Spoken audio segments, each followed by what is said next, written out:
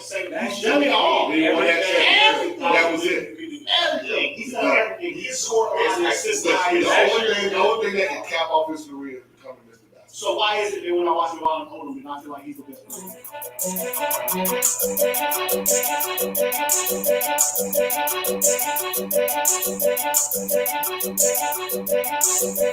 Every time I watch him play, I feel like I'm seeing something special. Like I'm seeing something that I'm not gonna maybe not see again. I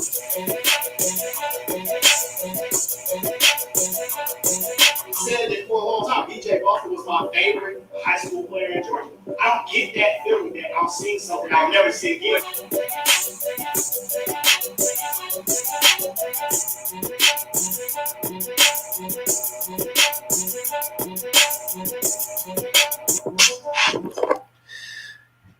Yo, it's the Love of the Game podcast. We back in the building. It's another sucker free Sunday. Y'all already know what time it is. We back to restore the vibe. We back to bring back that feeling. Y'all already know. Hey. You even get Funko. Hold on. Go for it, Lock. Get your shit off, dog. Let's keep this a book. Yo. Everybody always keeps saying it's Georgia basketball. That's a fucking lie. It's Atlanta basketball.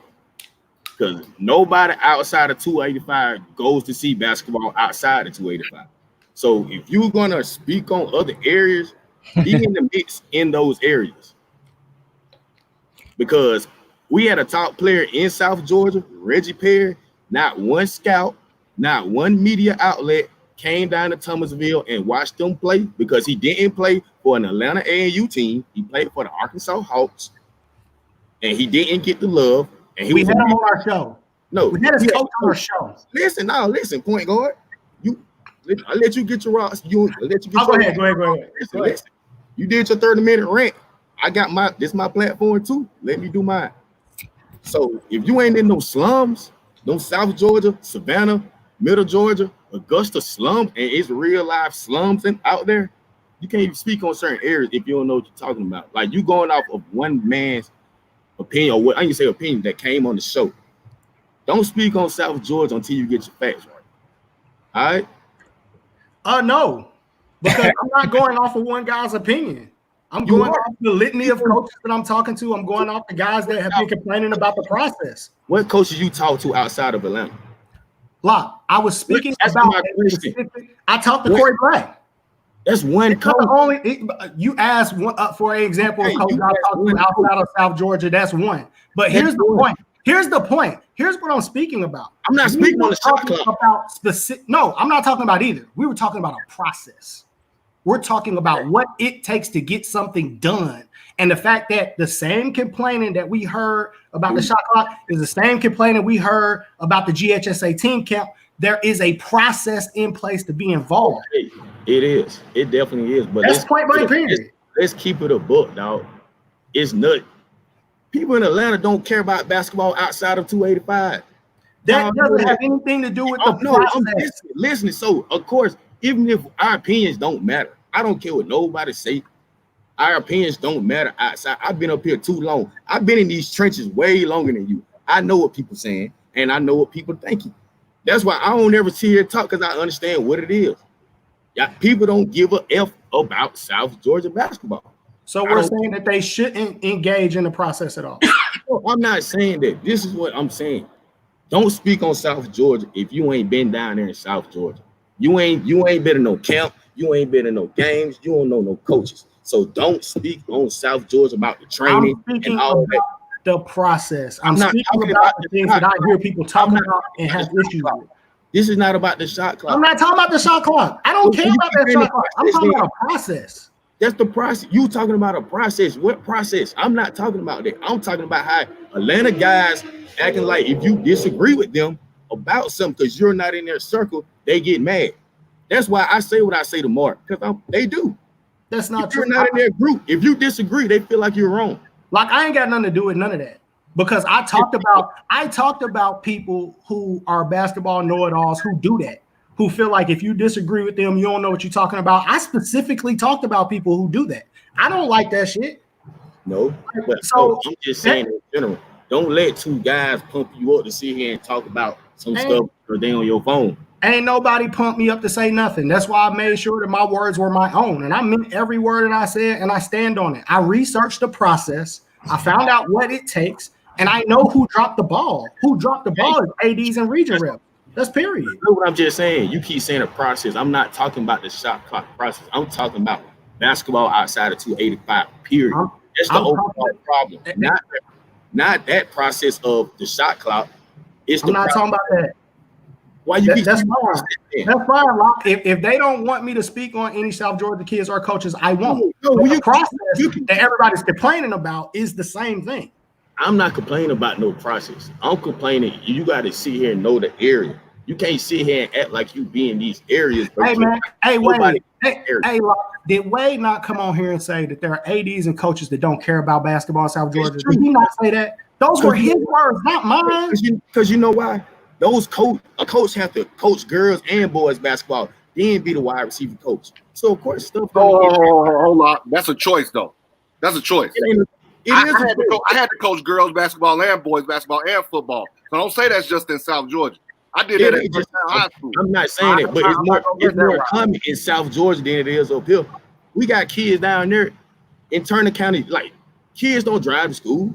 Kids don't have those opportunities, so it's like you can't see in the city. Like, I can't.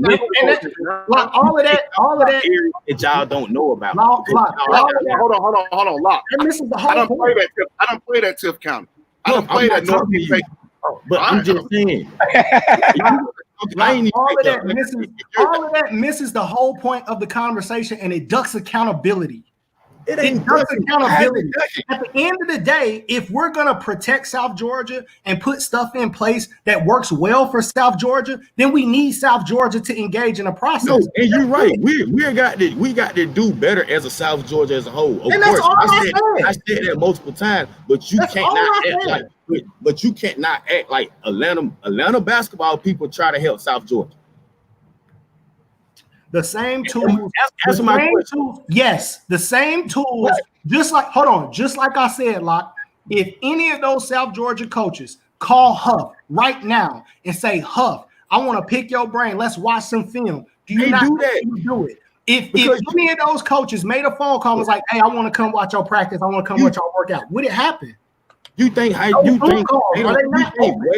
Wade and Pierce talk? You think coaches don't talk? I didn't say that. I said state championships down in South Georgia. 4A just finally won a state championship from an Atlanta school. Hey, Locke, what I said is if you don't know what's going on, here's how you plug in. Hey, Locke, how many times have you been on Corey Black's networking call? Bro, I ain't got to be on there. I ain't okay. Wait. So the real question is, do you know how many South Georgia coaches are ever on that call? I'm on there every week. How many South Georgia coaches are on that call? I don't know. I don't. Well, I do because I'm there every week, and I know they're not there. How you know? You don't know who? Because I'm on those calls every week. What you mean? How do I know? Because they're not on that call. You don't know what those Zoom calls. They don't know. Okay. Hey, look. All I'm saying is what I was saying was that if you want to know everything that's going on, there should be never a time that things catch you like a shot clock, like a team camp that catches you off guard and you don't know that it's coming. Because to be able to plug in, the information is there. And you telling me that they coach in multiple sports and all that doesn't negate the fact that the information is available. And nobody's shutting them out of that process. And this is what I'm saying. When it comes to all that, we know no one cares about basketball outside of the 285. I don't understand what that statement means, bro. I don't understand why that's coming to play in this conversation. Yes or no? Answer my question. Have you been outside the Atlanta metro able to catch a high school game? Yes or no? No. All right. Not to South Georgia. Right. What's up, Hulio? What's up, Hulio? What's up, Hulio? I've been to hey, Locke said that like that was just some cold shit. So that just proved my point. That just proved my point. No, it doesn't. The process is in place. The resources are there. And it's like they say in church, the doors of the church are open. Hey, the doors of the church are open, dog. Come on in. Hey, what's up, Hulio? Hey, what they said good last night, will right? There be one? Will there be one? We're gonna sit the chair in front of the congregation. It's open for you, dog. So how you slept last night, Julio? But that great real good, man. You know what I'm saying? I bet he did. Huh? You got dudes doing 360s and windmills and all that stuff out there. I was real good too. Yeah, you know, I was happy for my young guy. My 17, I expect them to win. They supposed to, you know, but I was really happy about our young kids. No doubt. I want to get into the history of the game, man. Like first and foremost, bro. Like, and I think we said this before. Julio's sitting on something like super luxurious right now, bro. Like, I'm really, bro. Like, hey, man, man, hummus right now, bro. What's going on? And what they give you when you voted one of the top 100 most influential people in basketball? Is that what they give you? I wish. I need it. They should say something. No doubt. Coach, your history with the Celtics is something that, you know, was extremely impressive to me that I didn't realize. Over the last 40 years, man, it's a lot of programs that come up and have like a rise and fall. It's a lot of programs that you know, put on for the city for a moment or for a time. Man, 40 years in this thing, bro. Like, y'all have been. It's actually been like 30 years over 4 different decades. But like, 30 years over 4 decades. I think that what it was like we done had a top 10 player in each of the last 4 decades. That is crazy. Yeah. No, you know, like we. You know, back with kind of like what Locke was saying, you know, we made our living down in South Georgia starting out. Randolph Clay. I told they don't know about Joe Williams. They don't know about what's my dude name? Tremaine Dukes. Yeah, Tremaine. Yeah, we had a lot of them. A lot of guys come down there. You know, Black Shear. Jermaine Jones. Yeah, Jermaine Jones. Jermaine and Deion Glover, them the two that actually kicked it off. You know, back in them the two that when they first brought us on to the shoe circuit. Them the two that kicked everything off. And then, you know, I think they were like 96, 97. Right after that was Donnell Harvey, 99. Mm-hmm. Randolph Clay. From there. Donnell Harvey was the number 1 player in the country his year, wasn't he? Number 1 player in the country, Naismith Award winner. Yep. First round draft pick. What's the sauce, Julio? Come on, let's talk about it, man. Rub some game off on us real quick while we on here, man. What out of all the elite players, man? Like I think what happens is people just brand it around recruiting, right? But I feel like your organization has been on top for so long that it's got to be more than that. I think we all know that it's more than that. But to the folks that's listening, like, kind of explain to them, man, when you know, like you said, Deion Glover, Jermaine Jones kicking it off. But, man, y'all have had a litany of players since then in your organization, man. What is it about the Celtics that makes the Celtics so special? Well, one thing we always do is try to beat the bushes. You know, like I be telling I had this conversation with somebody the other day. You know, I try not to get into the internet. Well, now, you know, before it wasn't like that, but now I try not to get into the internet recruiting. You know, I think a lot of people, they look at, they just get on the internet, look at lists of what other people have to say, who they feel is this and that, and then they just have to go after those names. But I always want to kind of like, you know, see the kid or the person for myself. And then, because it's been a lot of times where I done went out the kids that hard that nobody didn't know about because I saw something there. And I always knew that, like, once they get a chance to be seen on the stage that we put them on, they're going to pass all them people. I mean, we talk about that stage and that platform. You guys seem to find a way to get kids to play at a higher level than we've seen them play at times. Yeah. You know, one reason because of that, I think that our history has a lot to do with that. You know, I just had a conversation with one of my younger teens the other day. You know how it be, especially with young kids these days. They hear like, you know, everybody telling them this, telling them that. Oh, you good, you this, and you know they start believing it. You know, but I broke it all the way down to them. That ain't none of y'all done nothing. You know what I'm saying? I don't care how good you think you are. Like, to me, ain't none of y'all done that. You know, because of the history of the players that we've had before and the accomplishments that they've had. You know what I'm saying? So y'all still just young bucks. You know what I'm saying? You got a long way to go. And then, you know, we don't have no problem like disciplining kids and holding them accountable. You know what I mean? Because it's like, you know, like I always say, like, ain't it's no one kid bigger than the program. You know, so if you're not gonna do what we ask you to do the way that we ask you to do it, then you gotta go. You know, I don't care who you is.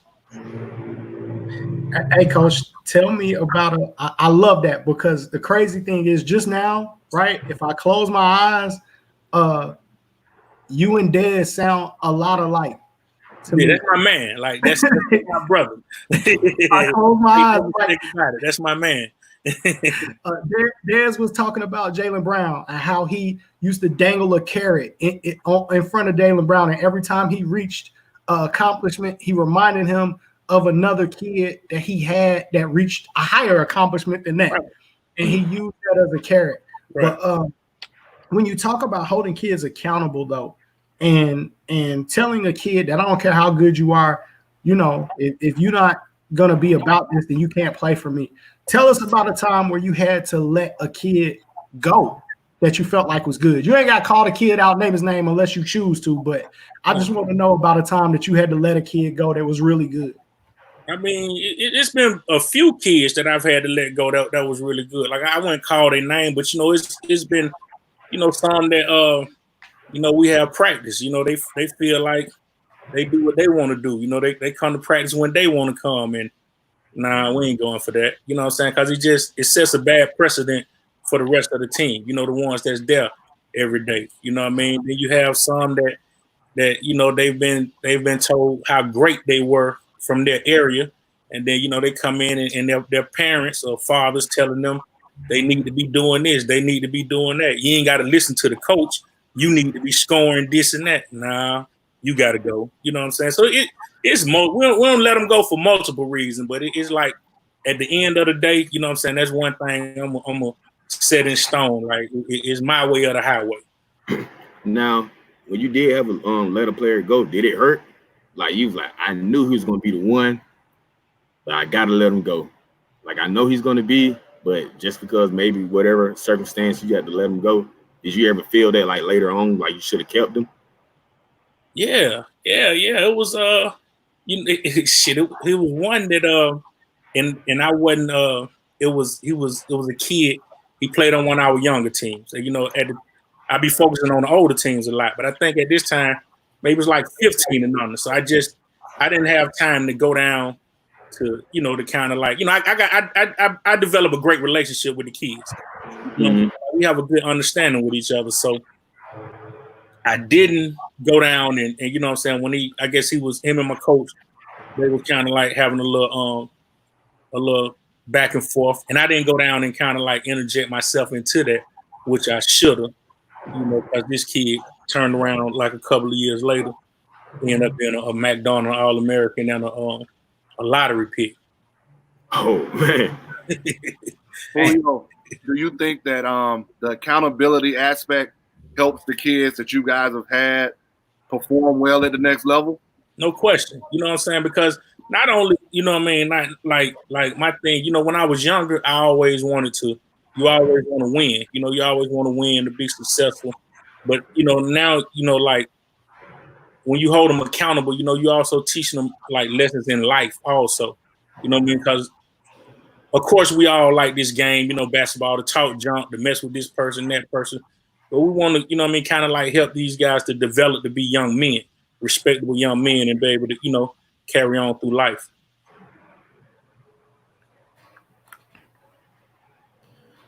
Coach, I got to ask this question. I know with 20 plus pros, I think it's 26 or so pros, that it's going to be tough. But do you have a Celtics all-time starting five? Have y'all discussed that internally? Out of all the great kids that y'all had, is there a all-time Celtics starting five? I don't think five enough, Dre. I think he I don't think it is either. He's got to create a team. He create a team now. Hey, you would put your team together, Hulio. What's your team? You know we can't play 12 players in ANU. So you do a starting five and then your next five off the bench. Next five, like that. Starting five. All right, my backcourt would have to be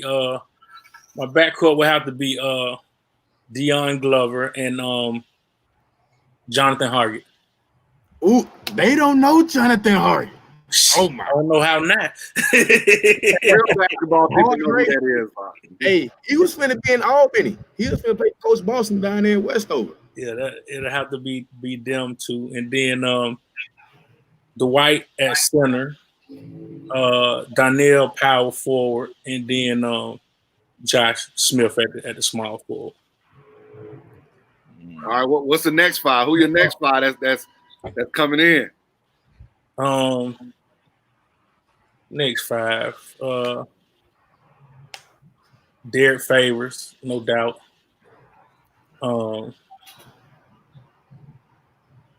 Tavares Crittenton. That was one of my votes for the first five. Huh? I said that was one. I mean, I love Javaris Crittenton, bro. Man, Jonathan was, you know what I mean? Like I've actually said that, you know, like he can kind of like be up there as like one of the best Celtics of all time. You know, if you just judge him based on his summer career, you know. I'll see some videos of him, Dre. Yeah, like if you just based it on that, I went to go see Dwight Howard play against Randolph Morris, and I walked away from that game, and I was like, "Yo, I know those two big guys are good, but Javaris Crittenton is good." Like, I walked out of Georgia Tech like, "Yo, this kid is incredible." I think he was like a freshman or something that year. Right. Yeah. So, sorry to interrupt you, Coach. Go ahead. No, it's cool. Randolph, Derek, Tavares. You know, like I got a special love for like Jordan Adams. You know, because he's the one kid I snatched him from Ben Hill when he was like 7 years old. You know, so I had him since he was a real little baby. So that's, you know what I mean, that's definitely him. You know, that'll probably be my bench. No doubt. So Coach, I gotta ask this too. You guys have been so good for so long. Hold on. My dream. Is Matt Cleveland gonna be on that list soon? Woo! him and Jabbar.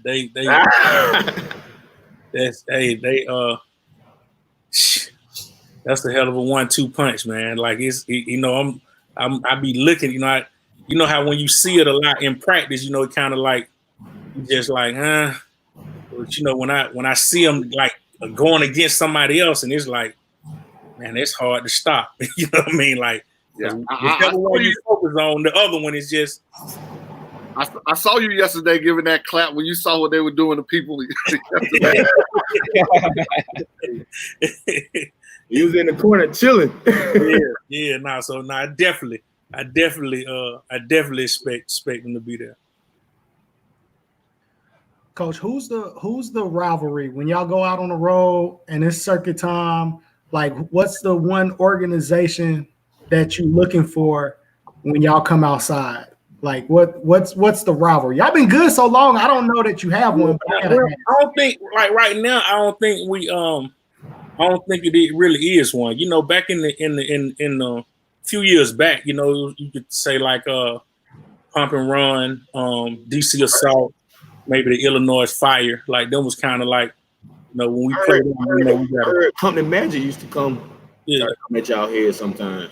Yeah, you know, like the Magic thing just came about as of late. You know, they weren't like, and then it wasn't like, it ain't just like just that just that real heated rivalry. Like when you say rivalry, I'm like, we getting at each other. You know what I'm saying? Like, how about the Georgia Blazers that was out there in Columbus back when they had Contavious Caldwell Pope? How was those matchups? That was they had them in the what was the big kid they had? Xavier Gibson. Xavier Gibson, yeah. I mean they were solid, but I wouldn't consider them. They were good though, you know what I mean? Like they had those two players, but it wasn't never like, you know, never like that. You know, the crazy thing is like with Contavious, you know, Contavious originally, you know, he would have came to us. I had a kid from down there in Greenville, and Contavious stayed right behind him. You know what I'm saying? So the high school coach that was at Greenville High School, the year Contavious kind of like was just getting on the scene, getting in high school, he retired. And when he retired, you know what I'm saying, they kind of like lost my connection in there. Gotcha. Hey, Coach, you gotta keep your ear to the ground a lot in these Georgia circles, man. I was one of my good buddies that used to host the podcast with us was talking about him coming from Columbus to go play with the Celtics. Like, how do you identify the right kids that have that Celtic DNA? Do you know right away, or do you have to get them in the gym for a while to figure it out? But how do you identify those kids? I mean, sometimes it's like you got to have trusted people in those areas. You know what I mean? Like you have, you know, relationships with people in those different parts, and then they'll tell you about it, and then you all of a sudden you see you start to see different things, and then you know go down there and see them, check them out, you know, talk to them, then you go from there. Like you know, prime example this year for the my 16 and under, my you know, it was one of my guys down there in Savannah. You know, he called me. He was like, "Man, it's this kid named Dante Bass. Like, we need to get him out of Savannah. He need to come play with you." And I'm like, "Is he good?" Coach, he need to come play with y'all. So I'm like, "All right," you know what I mean? I seen him one time. I was like, "Whoa." Say no more. For sure. We got this. I have your Celtics 16U roster. I do want to talk about that real quick. Hold on, let me get that up for everybody to see. But it's crazy, Coach. How I'm just saying this, Dre, while you pull that up. No, go ahead, Locke. How a coach was just any area that you in Georgia, and they could just pick up the phone and just tell you need to come get this kid. Yeah. You gotta have those relationships. I mean, you know, to be able to try to cover the state. You know what I'm saying? Like you got to, you know, and it all comes to doing right by people. You know what I'm saying? You do right by people, then you know, like they feel like they can trust you. You know what I'm saying? Like so, when that happens, then it kind of like makes it easy. You know, I ain't never been the one to if, I don't know if y'all pay attention to it as far as like. When you go back to the history of the Celtics, like we never got involved with a lot of kids transferring schools and going now. I ain't never like try to pull a kid away from whoever he was originally with. So, you know, it's just a respect thing. You know what I mean? So we keep it respectful with everybody we deal with. So it makes it easier for us. Hey, you know what, Coach? When you say that, you're right. Because I never seen a Randolph Clay kid transfer from Joe.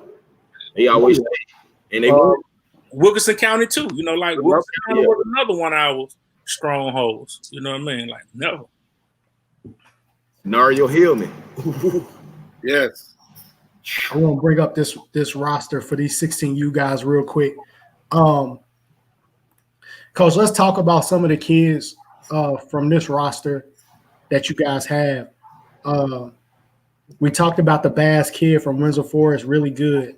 Man, I really like Sammy Moss, man. That kid competes. Yeah, he high energy, competes. Like he set the tone like a lot yesterday. Like that was his coming out party.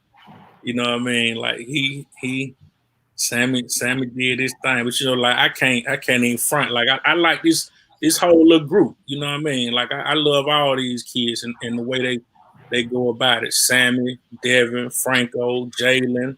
You know what I mean? Ant, Seth. You know all of them. I love all of them. Yesterday. You say what? I heard Seth was cooking yesterday. Seth cooked last night. You know what I mean? Seth carried us. He had a stretch where you know, like everything kind of like stalled. Seth carried us last night. You know what I mean? Like you had the game earlier. I think that Chauncey Wiggins and Caleb Banks, like they played outstanding. You know, against the Big Five team. So you know, and I think that I think that Chauncey gonna be. You know, he keeps developing. Like he got a chance to do special things. I think that in Caleb Banks, like I don't think nobody's seen what he's gonna become yet. Like he's the one who I think that super high ceiling. And when you look at that team, Julio, that team is long, they're athletic, they can shoot, they can handle the ball. It's like you've got the right pieces on that team. How tough is it as a director to put together a team with all those pieces? I think that's a lot of times what they just want talent but don't understand how the pieces mesh with each other. Now you're right. You 100% right with that, Huff, because I looked at the that class, what the teams that was around here, and then I looked at, like the pieces, and it was, and there was a few different guys that they were bringing in the gym that I was like, nah, we don't need that. We don't need that. We need this. We need that. And like even to the fact where like the team how it is now, like they kept they brought like 2-3 bigs, trying to get me to get a big man. Like we need a big man, we need a post player. I'm like, nah, we really don't. You know what I mean? Because the way we so with our length at the wings and the way with our forward so long, they're gonna cover all that. And then I don't want no big man to slow us down. You know what I mean? Because I want to get up and down the court and get in transition. Like. And I kept telling them, like, we gonna dictate how other teams play. Like they ain't gonna dictate how we play. We gonna make them adjust to us. And so that was my mindset. You know what I mean? Putting the team together, and they made me look kind of good yesterday too. Kind of. One thing that I heard from multiple people, and then I got a chance to see once I went back and watched the film was, y'all were one of the teams that came out, played defense, and ran sets. Yes, sir. It sounds like a really simple thing, but I had multiple people call me and tell, "Hey, man, you got to see how the Celtics playing defense. Like they play. We practice. You know what I mean? We practice on that. We practice defense, and we practice. Like offense. That was my. And I had to have a talk with a lot of those kids. Like, I know y'all was the man or did great things at the high school wherever you from, but none of y'all gonna score 20 here. Like it ain't gonna be a 20-point score on this team. And it's okay because once you have team success, it's gonna bring individual success. Everybody love winners. You know what I mean? It's gonna have a lot of people that's gonna come, follow you and want to see you. So and then just getting them to buy in that you know what I mean, like we got to stop, like we got to defend, we got to stop. So we actually teaching them, you know what I mean, like how to lock and trail on screens, how to hedge, rotate, you know what I mean, all close out the correct way without just running out there. And, just getting them to understand that, like, what we're showing you now is going to translate to be able to help you play, earlier when you get in college instead of just getting somewhere and being behind. So, like we teaching them and trying to prepare them for the future at the same time. And to their credit, I know it might have been hard for a lot of them, but they, those kids bought in. They believed in what we telling them, and you know what I mean? Like, and when you have results, it make it a lot easier. Hey, I gotta ask you this before we go to a question from the audience. Are the parents buying in? Do you have parents that scream, shoot it, when the kids should be shooting the ball? Or are parents pretty much buying into what you sell it to? I don't, I can't answer that because I don't know if they're not saying it at the game. You know what I mean? On the car ride home, I don't know what's being said. But it's pretty, you know what I mean? Like it's pretty a known fact. Like everything gonna have to go how we trying to do it. You know what I mean? Like, but and I think like the parents, the parents at practice, so they know that the kids are getting better. You know what I mean? Like, not only do we practice, you know what I mean? Like we open up the gym, you know, for 2 hours a day for guys that want to do individual workouts. You know what I mean? Like we got weights, we got plyometric boxes, we got Vertimax, a shoe machine. You know what I mean? Then we got like coaches that are coming there and just work with the kids, those who want to do it. So, you know, we ain't just rolling the ball out and putting them out there. We actually trying to get them better. Julio, here's a question before we go to that one in the comments, Dre. Yep. How much time do y'all spend working on the kids' strength? Because a lot of times kids are trying to show their weaknesses in games and it doesn't look good. Like you work on your weaknesses in that session that you're talking about with the coach. When we get to the games, you got to accentuate your strengths. How much time do y'all spend talking about that with kids? Man, we you know, we all the time, like, you know, we always tell them, like, you know, play to your strengths. You know what I'm saying? Like, just exactly what you're saying. Like, if you know, you know, we're gonna get in the gym and work on your weaknesses, but you know, we in the game and we ain't got to that point. If you know you're not a 3-point shooter, don't try to prove to the world that you can shoot a 3-pointer. You know what I'm saying? Like, do what you do. You know what I'm saying? But nah, we don't. We definitely ain't going. I think me and Locke talked about this a little while ago too. A lot of people, a lot of kids been training over the last couple months, basically just training because they nothing else they could have done. Right. And they were playing this weekend, and a lot of their moves and whatever they've been working on did not work. Hey,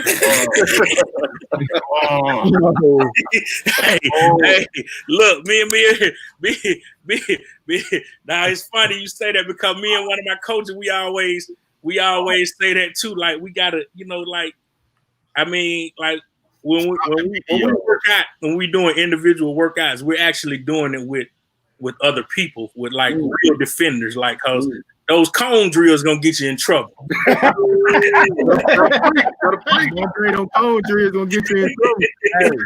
Hey, them cone drills had a lot of people in trouble yesterday. I be looking at videos, you know what I'm saying? Sometimes a guy's working out online and it look cute. You know what I mean?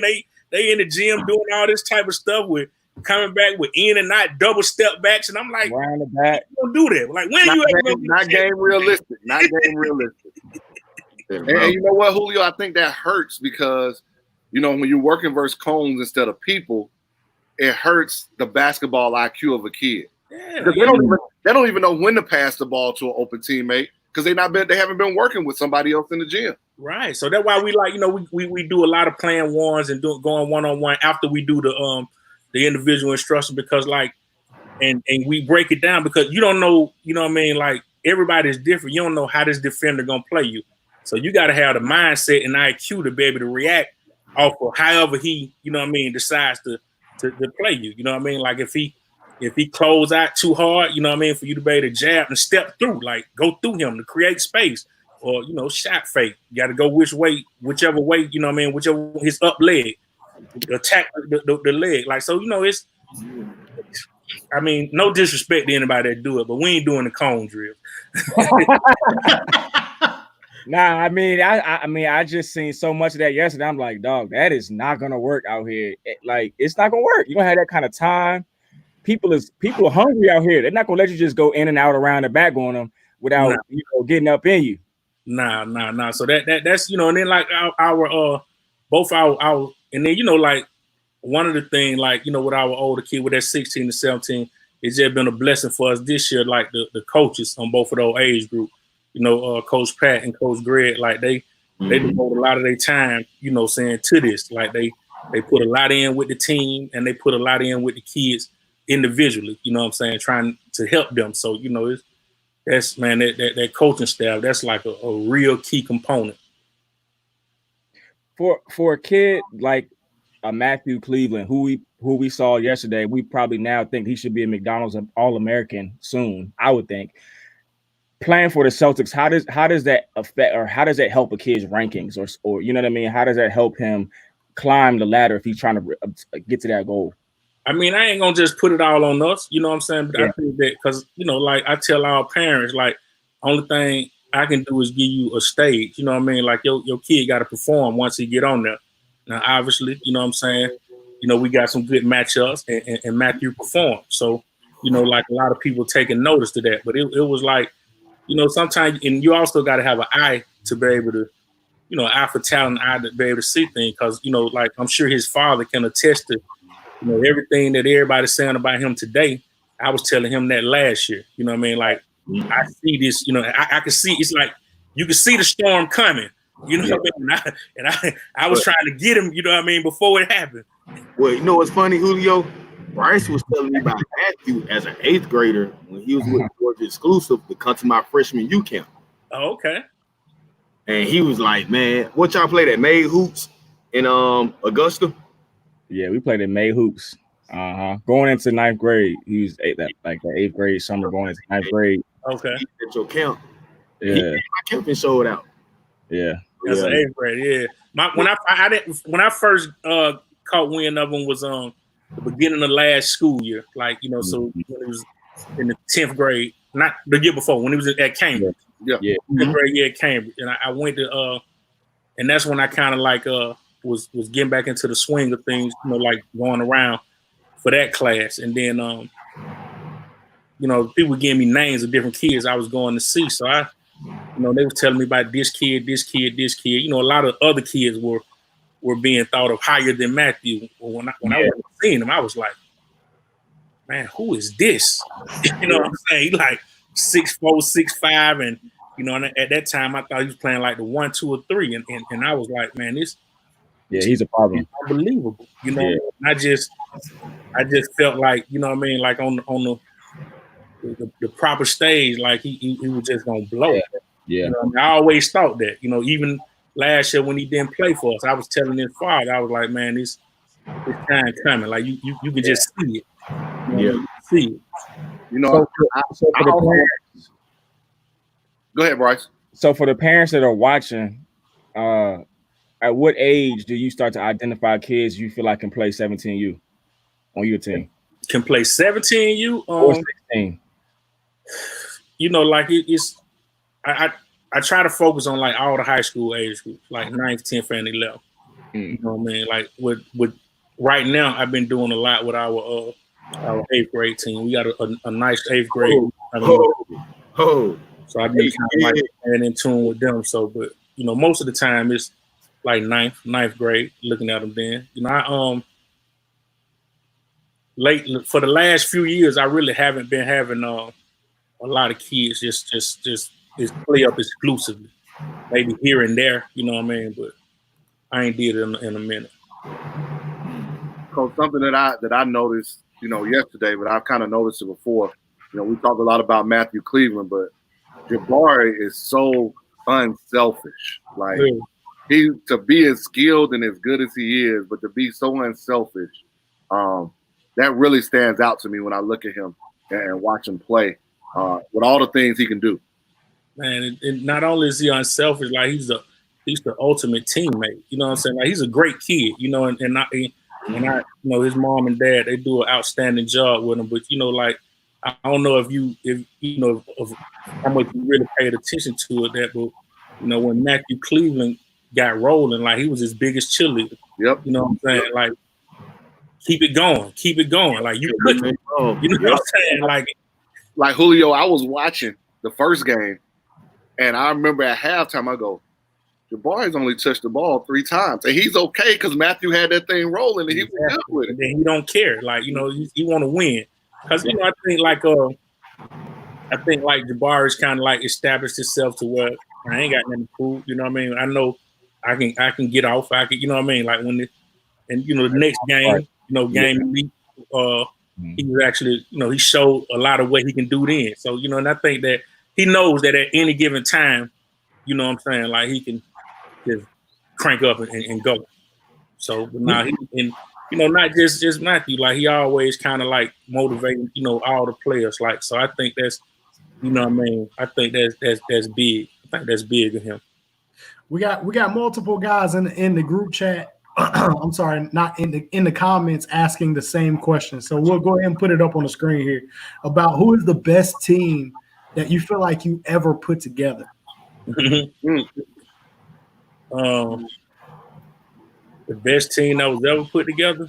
Well, we're making it hard for him today. I mean, I think like like it'll be hard to go against the Dwight Howard, Josh Smith, and Randolph Morris team. Like, that'd be hard to go against. But after that, I think the Jonathan Hargett team will be the them with BJ Elder, Ishmael Muhammad. Didn't Greg Tench play on that team too? Yeah, Greg. Tench boy. Yeah, both of those teams won Adidas big time. That's back when it was hard to win. I don't think people realized how good Ishmael was in high school. I remember somebody tells me about him, and I go, "Well, who is this kid? Let me go see him play." Like he plays at WD Muhammad. What is this? And I walked in that gym and saw him play, and I'm on the phone like, "Hey man, there's this kid. Like he coming out the gym, he doing everything." Yeah, Ishmael was super athletic and a fierce competitor too. Yeah. Hey, Coach. So one thing that you guys do that I got to give you credit for. I always felt like with Georgia Man Up, we always take pride in our uniforms. But hey, Coach, I need it. Coach, I need it. Put me on, Coach. Hey, man. Normally, I leave the begging for apparel to Lock. Lock got every T-shirt from everybody. Hey, man. Hey, Dre, I finna. Hold on. Let me see if I got him right here. Hold on. You got to give Dre like something else. Hold on one second. Dre need a 4X, Coach. I gotta have it. Give him the right size. He ain't the hard. Hey, Coach, don't worry about giving me the right size. I'll lose weight to wear those. Hey, Dre, you got to wear Adidas shoes too. Please don't be like these kids out here wearing these Yeezys and these Nike pants and vice versa. Well, I ain't put these out yet, but these one coming next, Dre. I just texted to you. Oh, we get an exclusive? Yeah, you get an exclusive. Let me go to the phone. I'm ready for the exclusive, Dre. As he's looking at that, Hulio. Yo! And you've been around this game a lot. Dropping in that group chat. How has the game changed? No. Like, what have you seen change in our game? I think one thing that saying like that I that I've seen is like like these kids today, like I don't think not all of them, you know what I'm saying, just some of them. I don't think they work as hard and put in their work like a lot of the kids in the past did. Like nowadays, a lot think they're a lot better than what they actually are. You know what I'm saying? And that's I have a hard time lying to people. You know what I'm saying? So I kind of like be blunt and tell them then, like they get used to hearing so much of what they want to hear, and being talked up that when somebody like be honest with them and tell them the truth, they take it, find it offensive. You know what I mean? So it's like that. That's the one thing, and I'm not gonna change that. I tell all my coaches, like, man, we ain't finna lie to get nobody. You know what I'm saying? Like, if he come, he come. If not, give me the one that want to come in and put the work in. We'll develop him into what we need him to be. Do you think that development aspect has changed, not just at your level, but at high school and even at college, that a lot of people have forgotten or don't want to get back to developing the player? Yeah, no question. I had this even with even with college coaches. I tell, sometimes you tell a coach about a kid, this and that, and you know what I mean, like, a couple of them done told me, well, man, yeah, he don't look like he can really shoot it that well. He can do everything else. Like, what, y'all don't do individuals at the school? Like, you know what I mean? What you just want a made product to come there? You know what I'm saying? So I've been having that argument for a long time as well, Coach. Like, they want somebody that's going to come in sweet, already done, no holes in their game, no nothing. And I was like, well, what do we send him to the U for? We just send him to the league then. Exactly. You know, LeBron couldn't shoot when he came into the league. Ben Simmons couldn't shoot. You know what I'm saying? But she ain't stopping him from getting drafted. So they, you know, a lot of these guys, like, you know, I just put it on. They just don't know. You know what I mean? Hey, coach, I ain't gonna lie. Them the hardest shorts I've ever seen. Hold on, Mondre. You just said my Morehouse shorts was the hardest shorts you've ever seen. Until I just saw these. I need some of Until I just saw the these. Bryce, where you get those Morehouse shorts from? I need that, bro. I'll send you the link. I found. Man, I be shopping off Instagram. You know how the little ads be popping up, and it just popped up. Send me that link, bro. I need that. He ain't never sent them to me after I complimented him first. You didn't go to Morehouse. You didn't go to an HBCU, did you? You didn't go to Morehouse. See how they do me? That's why I'm asking for Celtic shorts now. No, those are hard, man. Hey, give him some Adidas shorts because he be wearing that Under Armour stuff on the podcast. Oh, for real? Hey, look, We do not want to talk about Under Armour right now. We do not want to talk about Under Armour. I ain't gonna lie, man. I'm gonna say that because I actually watch y'all podcast a lot. Like, I watch a lot of y'all episodes, and I really was feeling some type of way with a lot of these interviews y'all having. I was saying, well, damn, why they ain't never got me on there? What did I say? Mondre, didn't I say that? Yeah. Didn't I say that? I said, why we ain't got Hulio? Hey, Mondre been wanting him for a while. He been wanting you for a while, Julio.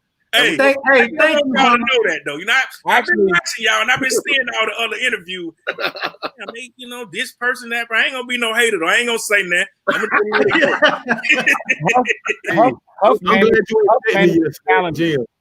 What you say, Bryce? I said Huff manages the calendar who are the guests to come okay, on. Huff did it too. Wait a minute. Me and Bryce don't have no decision when it comes to games. Oh, let's go back now. Wait a minute, now. Hey, let's keep it a buck though. While we out here being truthful, let's keep it a buck. That first year, we didn't know if anybody would come on and be with us. No. That first year of the podcast was kind of rough. We didn't think nobody was coming. Nah, y'all been doing a good job at this though. Y'all really have. Them shorts hard, bro. Not everybody can pull off that name in the front like what the Lakers did. Not everybody can pull that off. Yeah. Them shorts hard. Yeah. So Julio, was last year the first time 17U and 16U won? No question. Yeah. Really? Yeah. Yeah. How big was that for y'all program? Now you know what? Not if you go back to AAU National, they did it before with AAU National, but when in the new era, yeah, it has been. Okay. Coach, I really want to know a lot about this team right here, man. This team, I know a lot talking about both teams that won, man, but this 17U team with Davion, with Caleb Murray. Hey man, but hold on. If you're gonna talk about that team, there's a hidden gem in that team. The kid with the hair, light skinned kid. I think he went to God, what's the prep school in Tennessee? You talking about Anderson? Yeah. He went to Hamilton Heights. That's the hidden gem, man. Don't he was one of those one of those kids that you get one on your team is. You're going to always be good because he don't need the ball. He don't need the basketball. He going to do everything else. Rebound, hustle, play defense. He going to do so much to impact the game and help you win without shooting the basketball. And that team was full of dogs, man. Like full of dogs. They Vaughn, the one and Caleb, man. That had to be like one of the most exciting teams that we done had. Like they were a highlight waiting to happen. Like every time. Like I ain't never seen a group of guys that can go from defense to offense to the rim so fast. Like it was like a blur. They get it. It's 1-2, and they was down the court. Mm-hmm. Talked about Caleb Murphy a lot on this show before he got with you guys, but man, I saw something different after he was with you guys. Like, what are you guys saying in his ear, man? I feel like he took such a big leap. I can't put that on us. I think it was You know what I mean? Like that was those the guys he was playing with. They raised the level of each other. You know what I mean? It was like it was, you know what I mean? Like they were. I ain't gonna say competition, but I think they all motivate each other. Well, I ain't gonna let you outdo me. I ain't gonna let you outdo me. And they, you know what I'm saying? They all was trying to like to get it. They was trying to go for it, but you know, they played together. You know what I'm saying? So that's what made it good for all of them. It was a lot of people questioning that at first. When you get 3 lead guards like that, like DeJuan Odom, Davion, and Caleb, you know, you're going to have a lot of people, oh, it's only one basketball, man. Did y'all have to talk about that, or is that something that kind of kicked in for them automatically? Because they no. The first tournament we played in Dallas, we got blew out by Dream Vision. I took them in the office, put all the parents out the room, and cussed their ass out.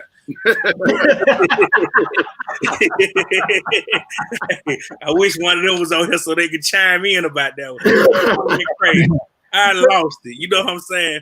And after that, you know what I mean? I think they had a great understanding of what I was trying to tell them. You know, the same thing that I'm preaching to the 16 now. And from then on, man, they was rolling. Like, you know what I mean? Like they was rolling. But that, you know, I've never been one to believe that the loss helps you, but that loss actually helped us because they blistered us.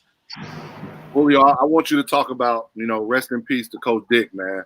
Like he was a big part of that group, man. And, you know, a lot of people around these Atlanta parts know about Coach Dick, and we just want to, you know, we can't get this show off without making sure we honor him for what. No question. You know what I mean? Like Dickerson was kind of like he was the one who spearheaded, you know what I mean, like the resurgence of really, you know what I'm saying, my love of getting back into it because, you know, a lot of people don't know I kind of like grew tired, grew weary. So I, you know, like I had stopped going to high school games, like stopped, you know, putting a lot into it and, you know, just really stopped being around, you know what I mean? So I was kind of like I was just tired, like burnt out, you know what I'm saying? And then, you know, Dickerson had came back, he came to us and then he was coaching.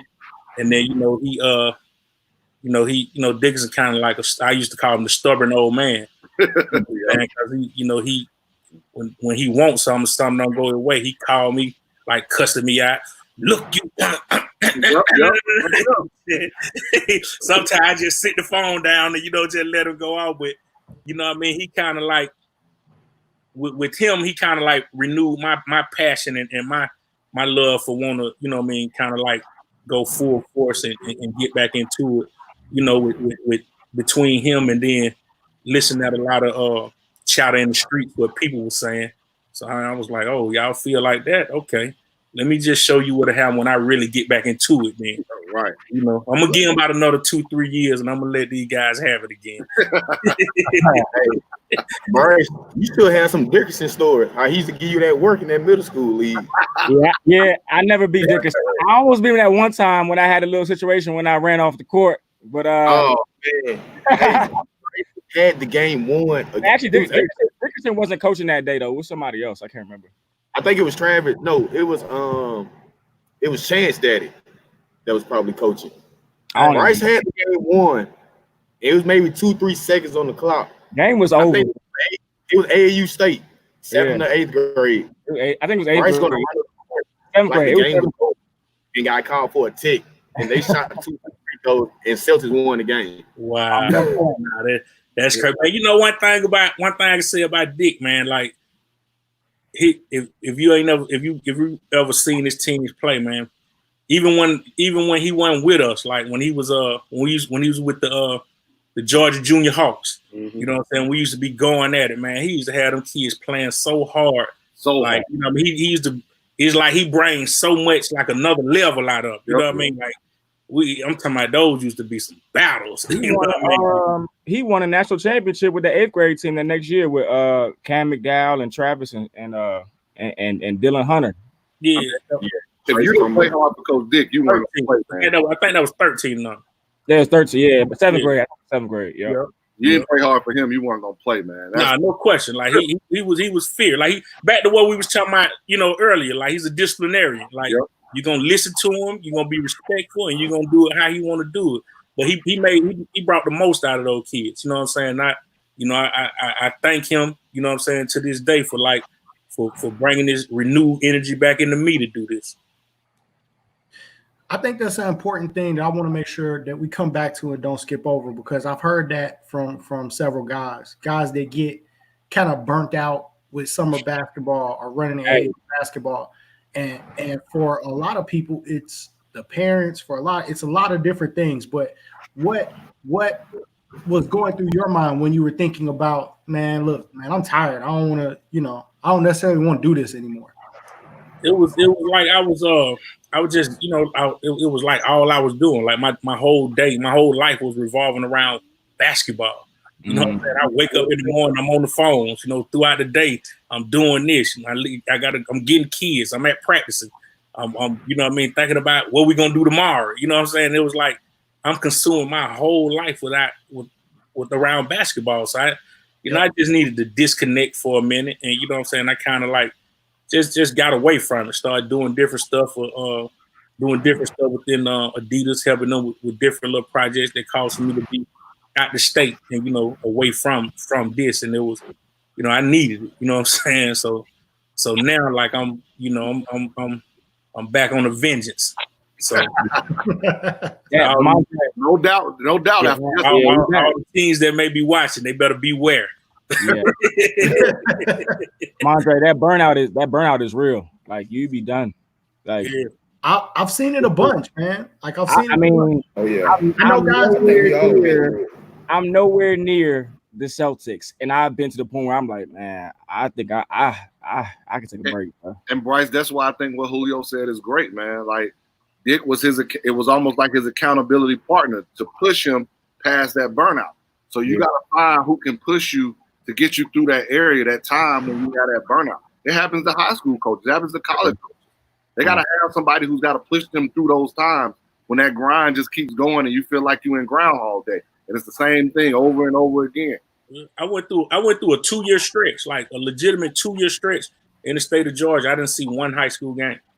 I didn't see one high school game in Georgia for 2 years. It's a long time. Know that feeling. Yeah. Know that feeling.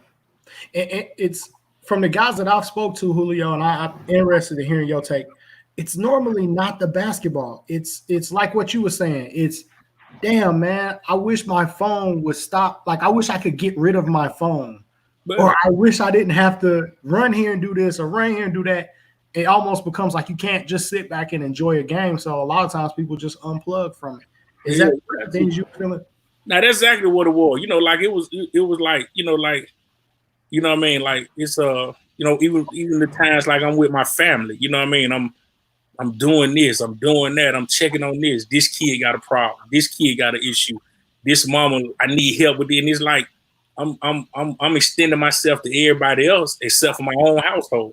You know what I'm saying? So it's like, let me just take a step back. You know what I'm saying? And now, so now my daughter, she in Georgia State, she out of high school. You know what I'm saying? So it's like I'm ready. Like I caught wind a couple of the people, couple of these guys saying the Celtics had done fell off. So come back. Hey, Coach, you look like a very young man, dog. I wouldn't have thought you had a college age kid, man. You look like a very young man. You better take care of yourself, Coach. Yeah, shit. That's my baby girl. I got a 25-year-old too. Oh man, I might not be living right. I gotta clean it up. trying to be young when DeJuan in college. Man, now Dre, Hulio can tell you some real Atlanta stuff now. You think you know Atlanta. Hulio can tell you some real Atlanta stuff now. No, I definitely don't know. I definitely don't know.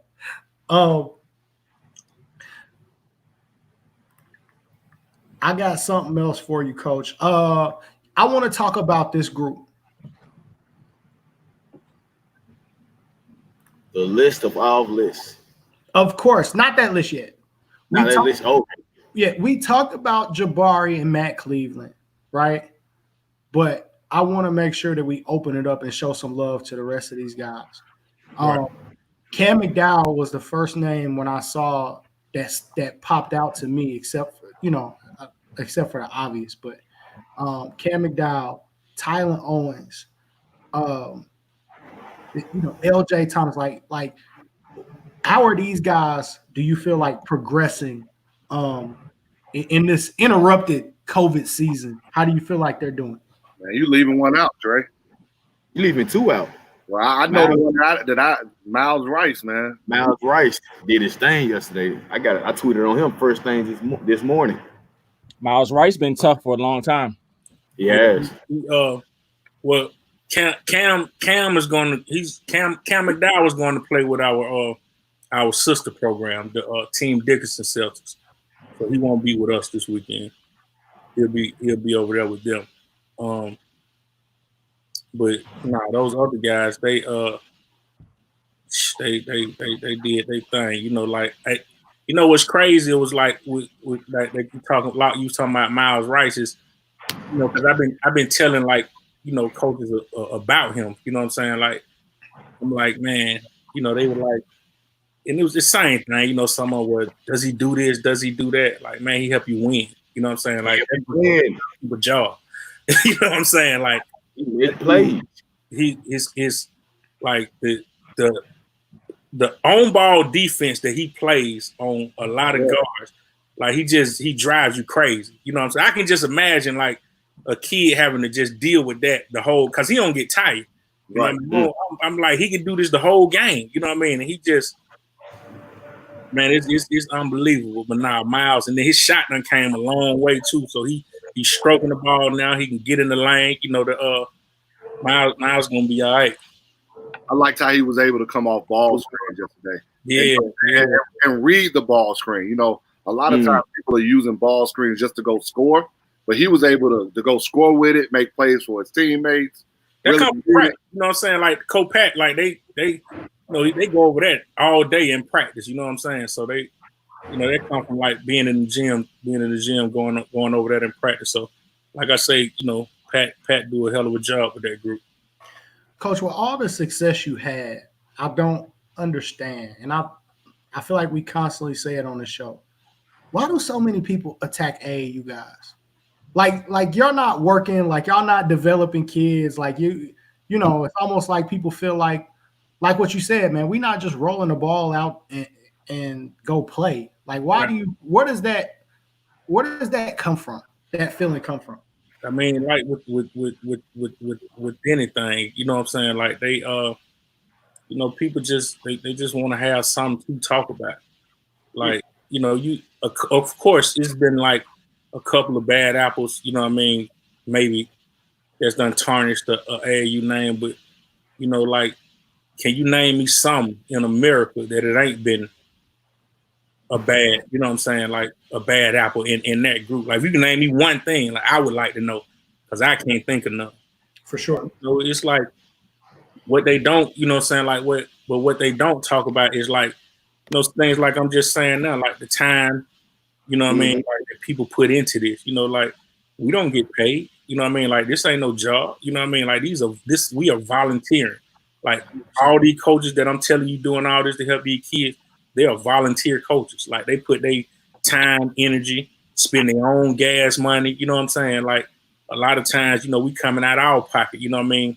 Like taking money out of our own households to help kids. You know what I'm saying? Like it's been times like even when I was coaching, younger kids. When I got in, the reason why I got started is because I wanted to coach like the kids in my community where I grew up on the west side of Atlanta, and I wanted to help kids in my community. So I started out coaching at John F. Kennedy Park, you know what I mean? And at that time, I have to pick kids up, like have them stay at my house to make sure they make it to the game, pay for all their travel when we go on trips, have to feed them.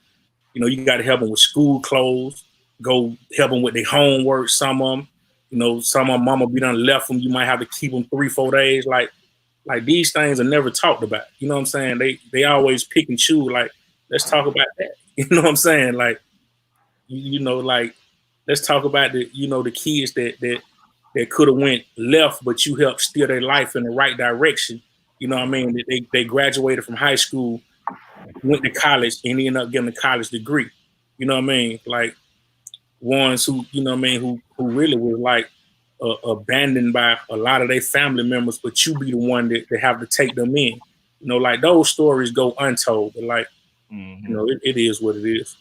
When I started coaching 17U probably like 3 years ago, that's when I realized how much deeper it was than basketball. Like when these kids is getting offers, it's much deeper than just them posting that offer. Like they got an opportunity to go to school for free and get a degree. Yeah. That's it can change your whole livelihood, right? Life. Yeah, it's changing your life. That could be the first one in their family that's even go to family go to college. Yeah, like, and then, you know, like we don't have a lot of success with basketball players, true enough. But you know what I mean? Like another story don't go untold that goes untold. Like we've had guys that graduate from Cornell, from Howard, Columbia, Brown. You know what I'm saying? Ivy League schools. Like these, you know what I mean? Like it's, I don't understand it, but you know, it is what it is. It's life. You know, people gonna always attack something. So that's one of the things that I feel like that is consistent about all the great AAU people that I've been able to talk to, is that they all kind of handle it the same way. Like it was the one time that I've been disappointed in statements coming from the NBA, and that is when they started talking about and speaking negatively about AAU. Yeah, no question. I think LeBron made some direct statements toward that, you know what I'm saying, in which I found that I had an issue with, because like if anybody knows LeBron's story, you know what I'm saying, like his mom was kind of like in and out of housing, and it was an AAU coach that took him in the 8th grade. His AAU coach took him in and gave him stability, you know what I'm saying, and help him to his mom was able to get on her feet and then be able to get him back. Like, come on, man. Like how you know what I'm saying? Like you forgot that? I feel like people do. It's, you know, and I hear, you know, we talk to a lot of high school coaches and I hear them criticize AAU, blah, blah, blah. And I was like, bro, like, you have no idea what these guys is doing every day. Like, yeah. Like as a high school coach, man, you get to practice 5-6 times a week. Some of these dudes practice 7. But you know, AAU coach, you know, you may get one practice. That's it. You know, you got to go to the games. I Ubered a player from Noonan to McEachern. You know how much money that cost me? Yeah. I don't even want to know, Bryce. I don't even want to know. The financial aspect is unbelievable. You know, we a couple of years back, like, you know, because I ain't gonna lie, we used to be, you know what I'm saying, like on the Wendy's dollar menu or 4 to a hotel room. You know, it didn't change for us till like when Josh and Dwight and them made it, you know what I mean? Like, and then like I got a shout out like with Josh himself, because God bless, he was like, man, nah, y'all ain't doing that no more. Like, put them kids 2 to a room, everybody got their own bed, like take them to restaurants to eat. You know what I'm saying? Like he kind of like changed the culture for everything. You know what I mean? How we carried it on out. Like he was a tremendous help. Cause he was one that understood. Like I used to be one of them kids that, okay, you get a sandwich and a water. You know what I'm saying? Like, you know, we ain't doing that no more. Respect. Yeah. Respect. The guys respect. I kind of want to talk about, you know, I know Locke and Dre went at it a little bit at the beginning of the show, and I don't want it to be a South Georgia versus Atlanta thing. But like when we were in the gym on yesterday, there was love from everywhere. I don't care who, if you were a high school coach, if you were an AAU coach, what trainer, whatever. And I think that's what sets Georgia up differently than most states when you talk about stuff. Would you agree with that?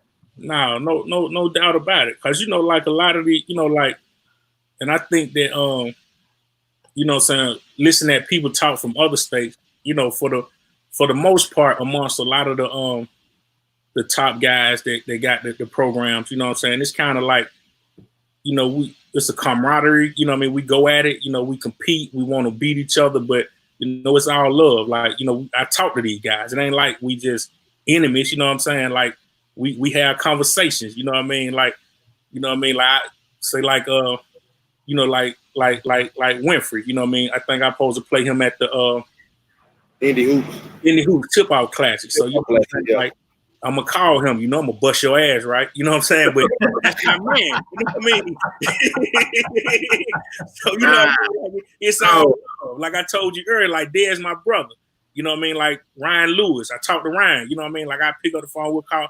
So I hear a lot, you know what I mean, in other states, how they be like going at it, this and that. Like amongst us, it you know, it ain't like that. We competitive, but you know, it ain't no resentment towards each other. Mm-hmm. How do you feel about the explosion of AAU? Like, there are a lot of AAU teams now, and you know, has that helped or hurt the game? I mean, you know, back in the day, it was only a few. So, I don't know, man. I think it probably helped because it's you know it's I'm trying to say it. You know, like I think it's more avenues for more kids. You know what I mean? Like, you know, back in the day, it was maybe like only 3 programs around here that had shoe deals, and it was either one or the other. Everybody had to play with one of those teams. So, you know, like you got 3 teams, but now I made this statement on Twitter the other day. Like, I think it's about in the 17 on you probably got like 7 or 8 teams in the state of Georgia that I legitimately think have rosters to compete, you know what I mean, with anybody in the nation, which is true. You know what I mean? Like, I think we have some independent teams here in the state of Georgia that can rock out with anybody. You know, they got good rosters. So I don't think that you'll be able to do, you know what I mean? It's so many players now, you wouldn't be able to do it, you know, how it was done before. I think that, you know what I mean, like the development in the game's been moving ahead. So I don't think we can do it like it was in the past. Good. Coach, I want to know what you think about the circuit. Do we lose anything with you know, Adidas playing Adidas on their circuit, Nike playing Nike on EYBL, UA teams playing UA? Do we lose anything with that, or do you feel like there's enough independent events where guys get to mix and match up, or what would be your preference if you had it your way? I mean, I don't mind the circuit. What I do think is, like, you know, when it's time to play the independent events, that, you know what I'm saying, like, don't kind of like run and try to hide. You know, don't hide behind the shoe brand. Like, you know what I mean? Like, well, Nike don't want us to play this or this. I hate hearing it. I hate it. You know what I mean? You know, like, can't nobody tell me where I'm gonna play and who I'm gonna play. You know what I mean? Like, we're gonna line up. Like, you know what I'm saying? Like, and I think that you know, the game got to be settled on the court. You know what I mean? I'm willing to play anybody and whoever it is. Like, case in point, you know what I'm saying? My 16 and on, I just put that team together this year. So in Sean's event, you know what I'm saying? Like, I told him, man, I want to play the top 2 16 on the teams that's out there. You know what I'm saying? Like, 'cause 2 things gonna happen. I'm gonna win or I'm gonna lose. You know what I'm saying? If I lose, I know what I need to work on. You know what I mean? So I definitely think that you know what I mean, like teams need to play each other. It need to be settled, especially like when you got in-state, you know what I mean, in-state teams. They like Atlanta Celtics, Adidas, you know what I mean, Georgia Stars or Nike, Atlanta Express is Under Armour. You know what I mean? Like, we need to bump. We need to, you know what I mean? Like, let's have some bragging rights. Like, yeah, y'all under me. You know what I'm saying?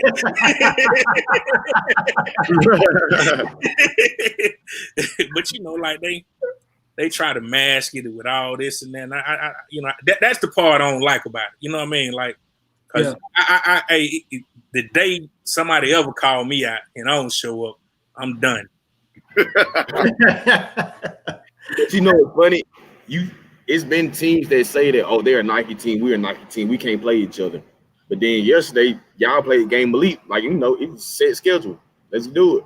Yeah, man. You know what I'm saying? Like, whoever on the schedule, that's who we gonna play. You know what I mean? I'm looking for you.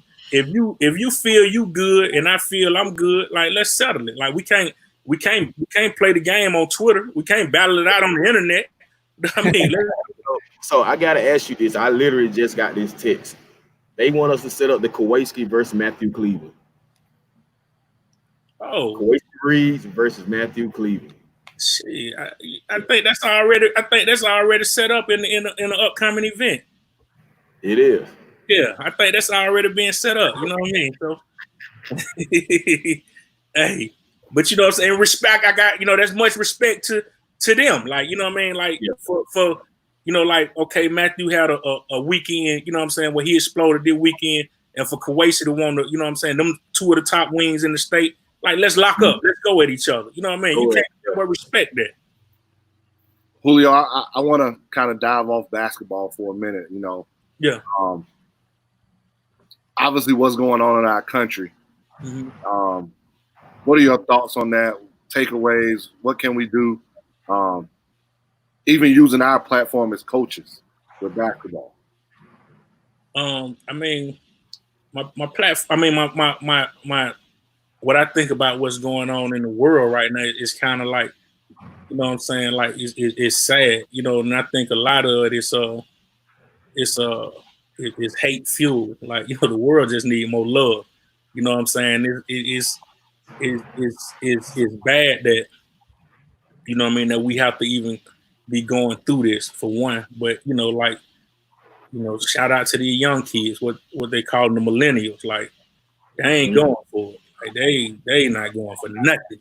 You know what I mean? Like, and I was talking to somebody the other day, and it was almost like, in my era, like growing up, it was, your mother tell you something, the teacher tell you something, and the pastor tell you something. Like, whatever they told you is what you believe. You know what I'm saying? Like, that's what you went for. But now you in the Google area where everything's getting fact checked. You know what I'm saying? Like, you just can't tell these kids these days something, they just gonna go for it, and they standing on what they believe in. You know what I mean? I respect, what they doing, because it's like a change needed to happen. You know what I'm saying? Like, we just can't keep going on, doing the same thing. Like, I saw a post on Instagram, and it kind of struck me. It was like, it said that don't keep telling us about Martin Luther King, because y'all shot him too. I was like, oh. They're quick to use a Martin Luther King quote. Yeah. That's facts.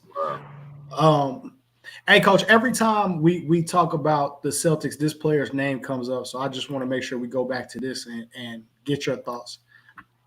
Octavia's name always comes up anytime we talk about you guys. I didn't play with the Celtics. I can't take that credit, but let me tell you something, man. like, hey, I wish he did. You know what? I had his son. His son played for me. But man, for people that never seen Octavius play, like, man, it ain't a point guard that came through this state to me.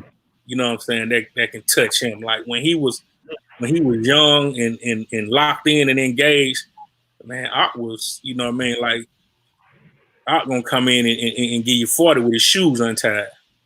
Left-handed, and it's nothing you can do. George High School, baby. Yeah. What high school? George. You don't know nothing about that. That's what South Atlanta now. They merged two schools. See? Right. Yeah, like George, Ock was a legend. You know what I'm saying? Like, he just like doing what we saying, we trying to keep guys on the straight and narrow path. Like, he went another route.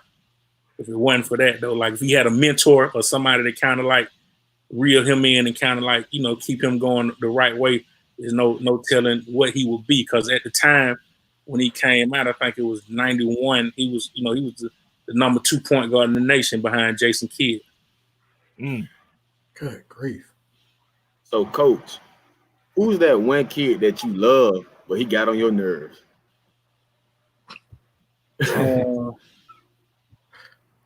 Like, you loved him, you did anything for him, but he got on your nerves the entire summer.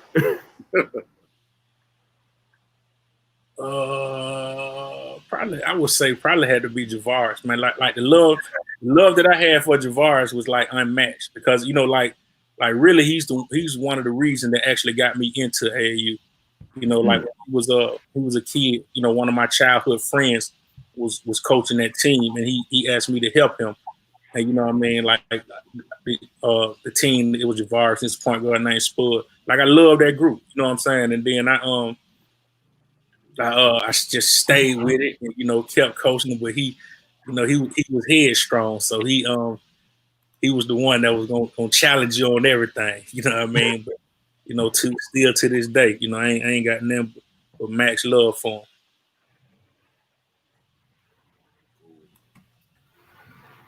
Coach, is there anything in regards to how the game has changed over the years? Anything that you wish we would do that you're not seeing in the game today?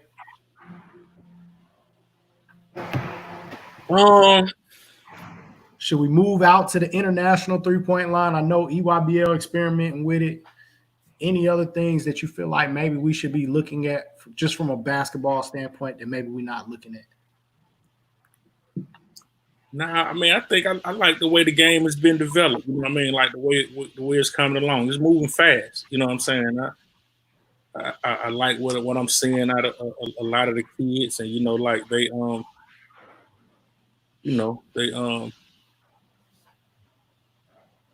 Is it hurting us, in your opinion, that we're not building a lot of back to the basket bigs, or is it something that, you know? I don't think so. I think the game done kind of like changed. Like definitely, you know what I mean? I think they're still serviceable, but you know, I think the game kind of like moving past that to where you got 7-footers that can handle the ball, shoot threes, you know, dribble. So, you know, that's like those are days of the past. You know what I mean? Like they elevating their games. You know, you look at you look at Jabari Smith.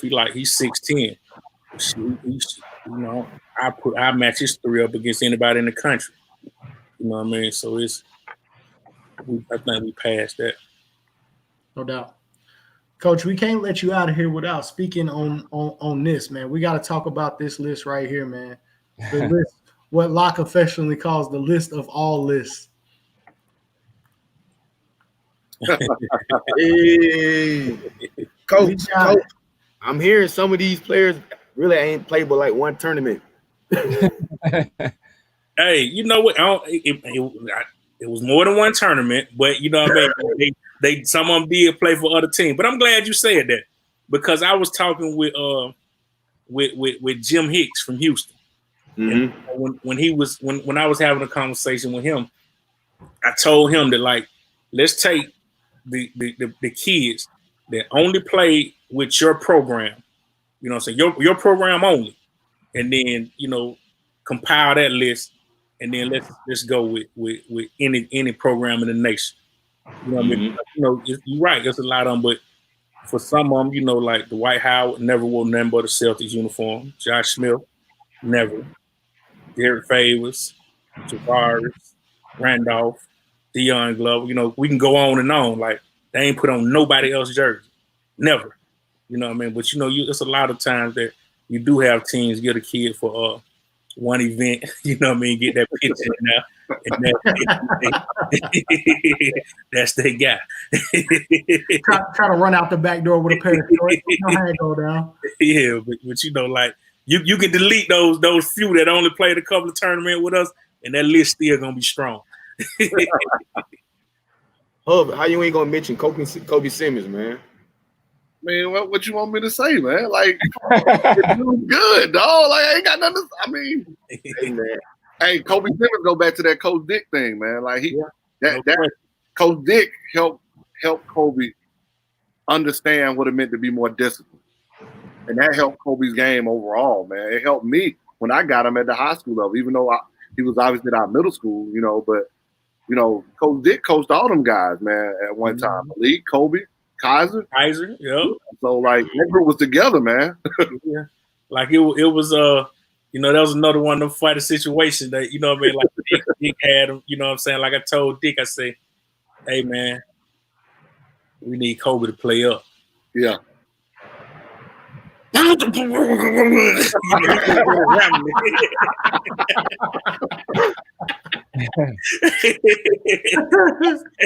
say, Dick, just hear me out.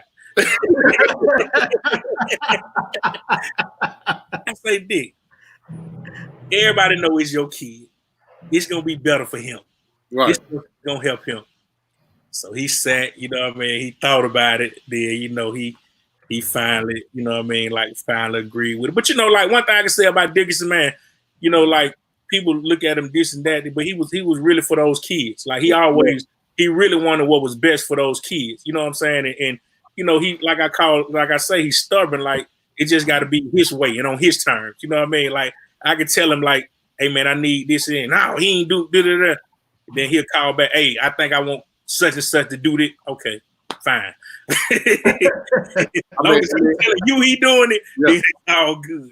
I mean, Julio, how many times he have to call you say they were good enough? Like, I mean, let's be real. Like he was calling you early, like, man, these dudes good enough. You like, I don't know, Dick. I don't know. Yeah, man, he was something else though, man. And like his dedication and his commitment, you know, like you know.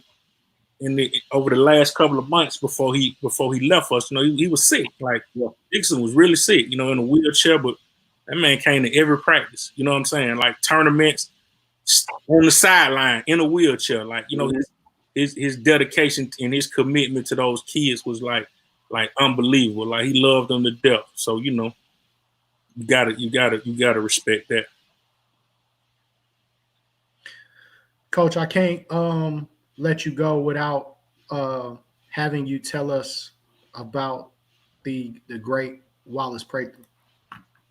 Oh man, Wallace, shit, you know, Wallace was my Wallace was my mentor. You know what I mean? Like he everything that I picked up from this grassroots running the program and everything, you know, came from Wallace. Like it was, you know, it was a funny story because, you know, when I came around later than a lot of guys that was already there, that was coaching the older teams that was around. But he kind of like took me up under his wing. And, you know, like, you know, some of the guys, they, you know, like, man, why he like him? You know what I'm saying? Why he messing with him? And I was a young guy back then. So, you know, Wallace started, he started taking me everywhere with him, you know, up and down the road, going out of town, ABCD camp, all the tournaments. And, you know, he just started, you know, just talking to me, just like he really was just giving me game, like let me know everything, like the ins and outs, you know, structure, this and that. And so he ended up putting me with the 17 on the team. At that time, it was they were 16 then. The 16 on the team when Josh and Dwight and them was 16 on them. And then, like, you know, everybody was like, man, like he don't never let nobody be around him with them older groups. You know, why he doing that? So when they left, and then I think we had Javaris, and it was 2005. I never forget, it was summer 2005. And we were supposed to go to Tallahassee to play in the tournament down at Florida State. And he called me the night before. He was like, Chief, I think I want you to take the kids down there yourself. You know what I'm saying? Like, I don't really feel too good. It ain't no big tournament. I don't really need to go.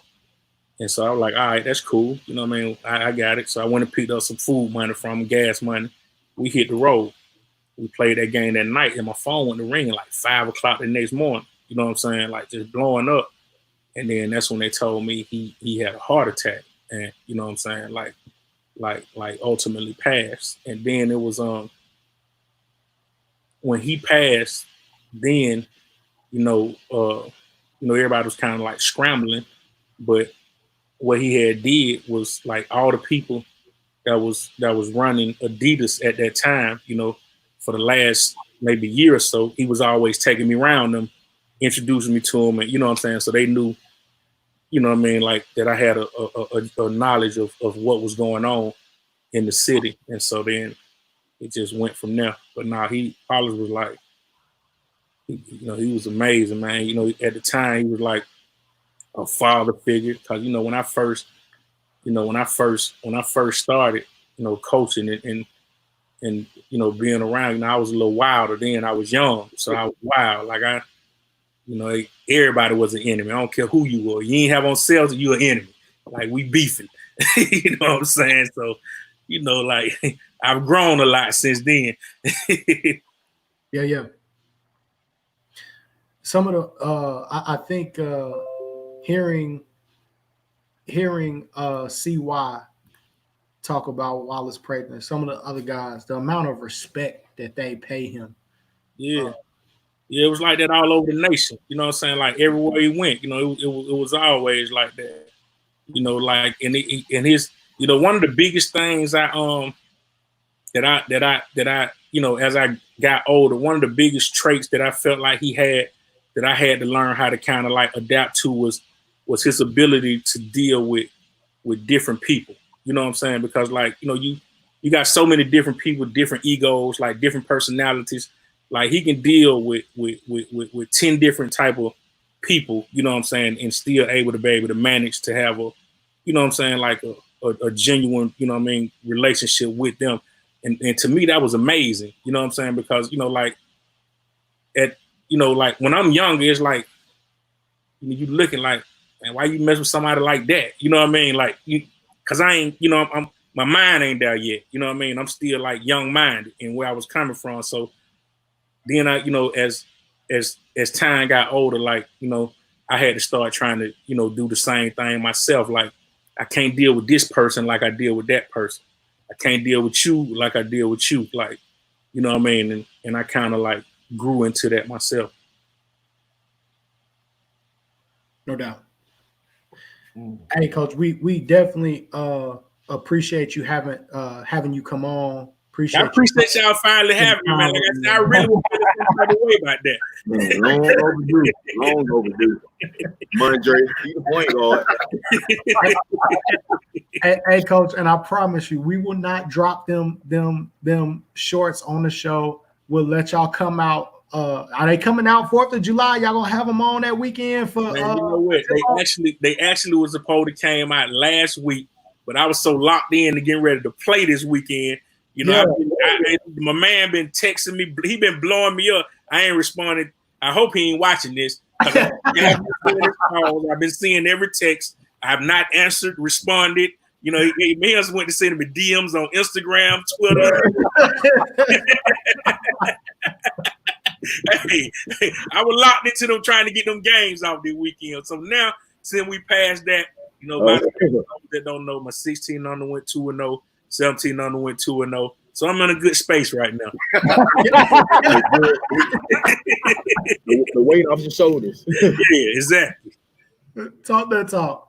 I hope to see those shorts out there, and we're gonna beg for paraphernalia and gear, cause that shit hard.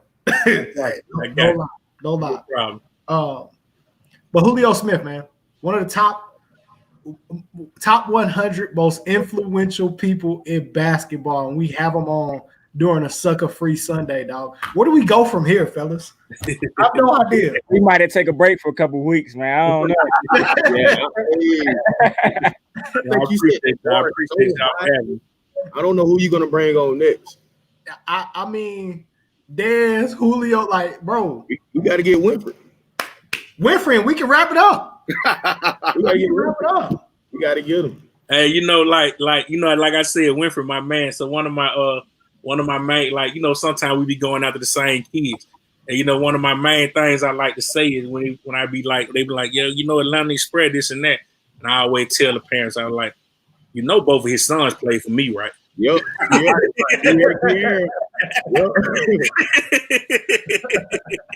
Winfrey was part of the Celtics. No question. But it's still family. You know, they still family. No doubt. Hey, man, like I said, man, we appreciate you having on. Hopefully we'll get a chance to talk to you again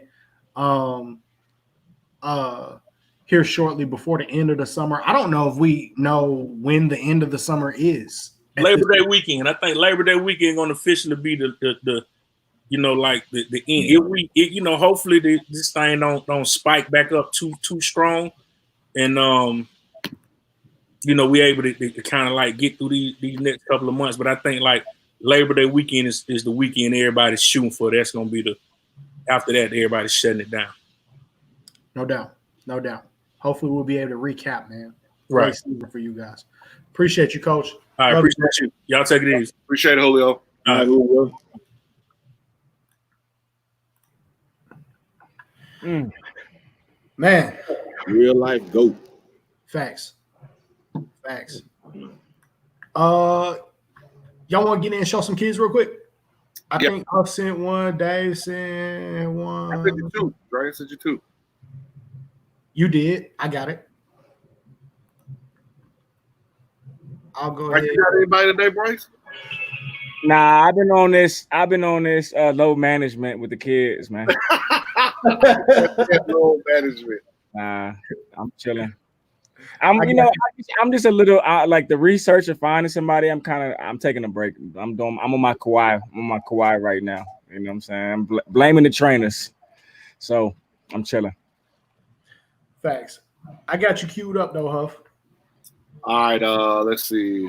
Let's go with let's stay home right now. Let's go with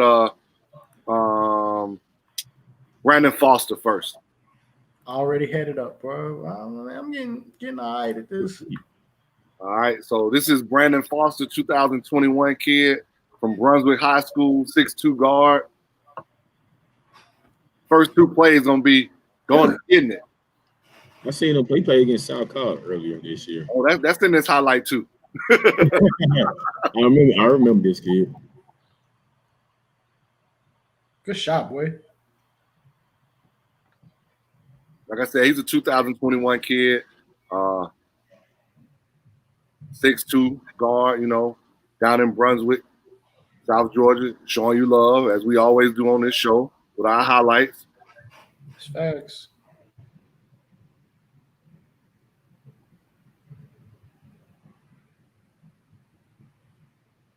Hey, whoever be making these highlights is so funny. And they got like the old school game feel to it. Video games. Ooh. Yeah. Kid can really go, man. Kid can really go. I really liked him. Think he's up for a big year.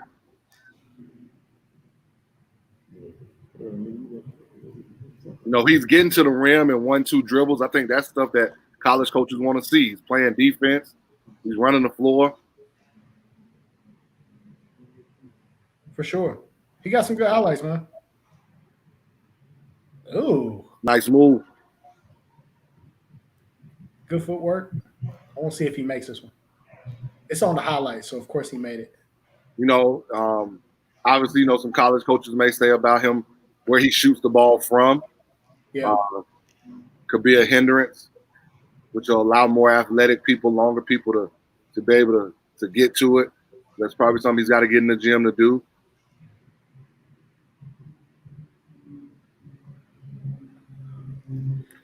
Yeah. But like we always say, man, they got to develop something. They do.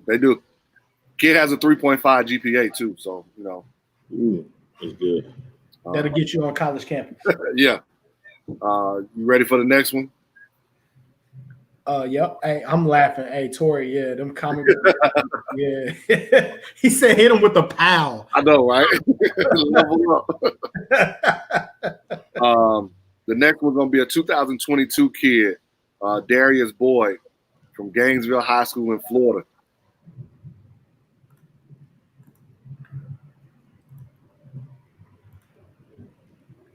Kid averaged 20, almost 22 points a game last year. Come on. That's in Thomasville.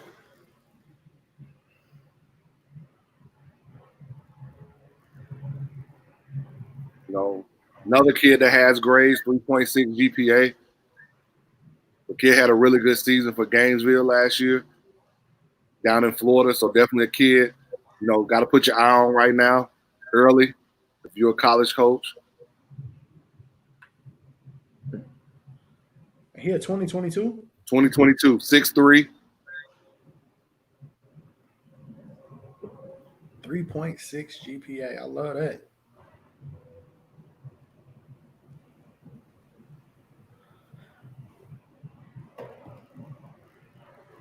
Gotta lock in. Yeah, Huff be slipping. You know what I'm saying? Huff. Hey man, gotta find them from everywhere, right? Hey, that's what we in this for.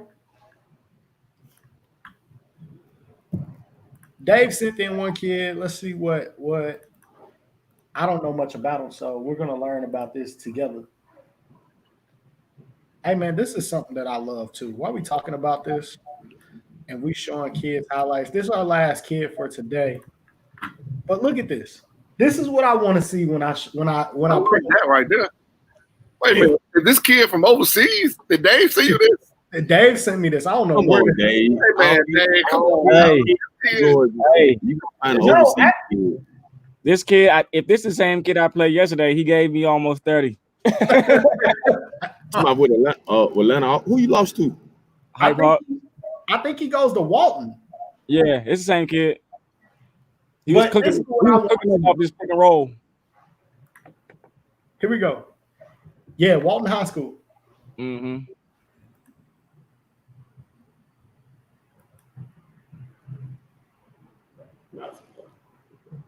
Yeah, he was doing that right there. He did that about 10 times.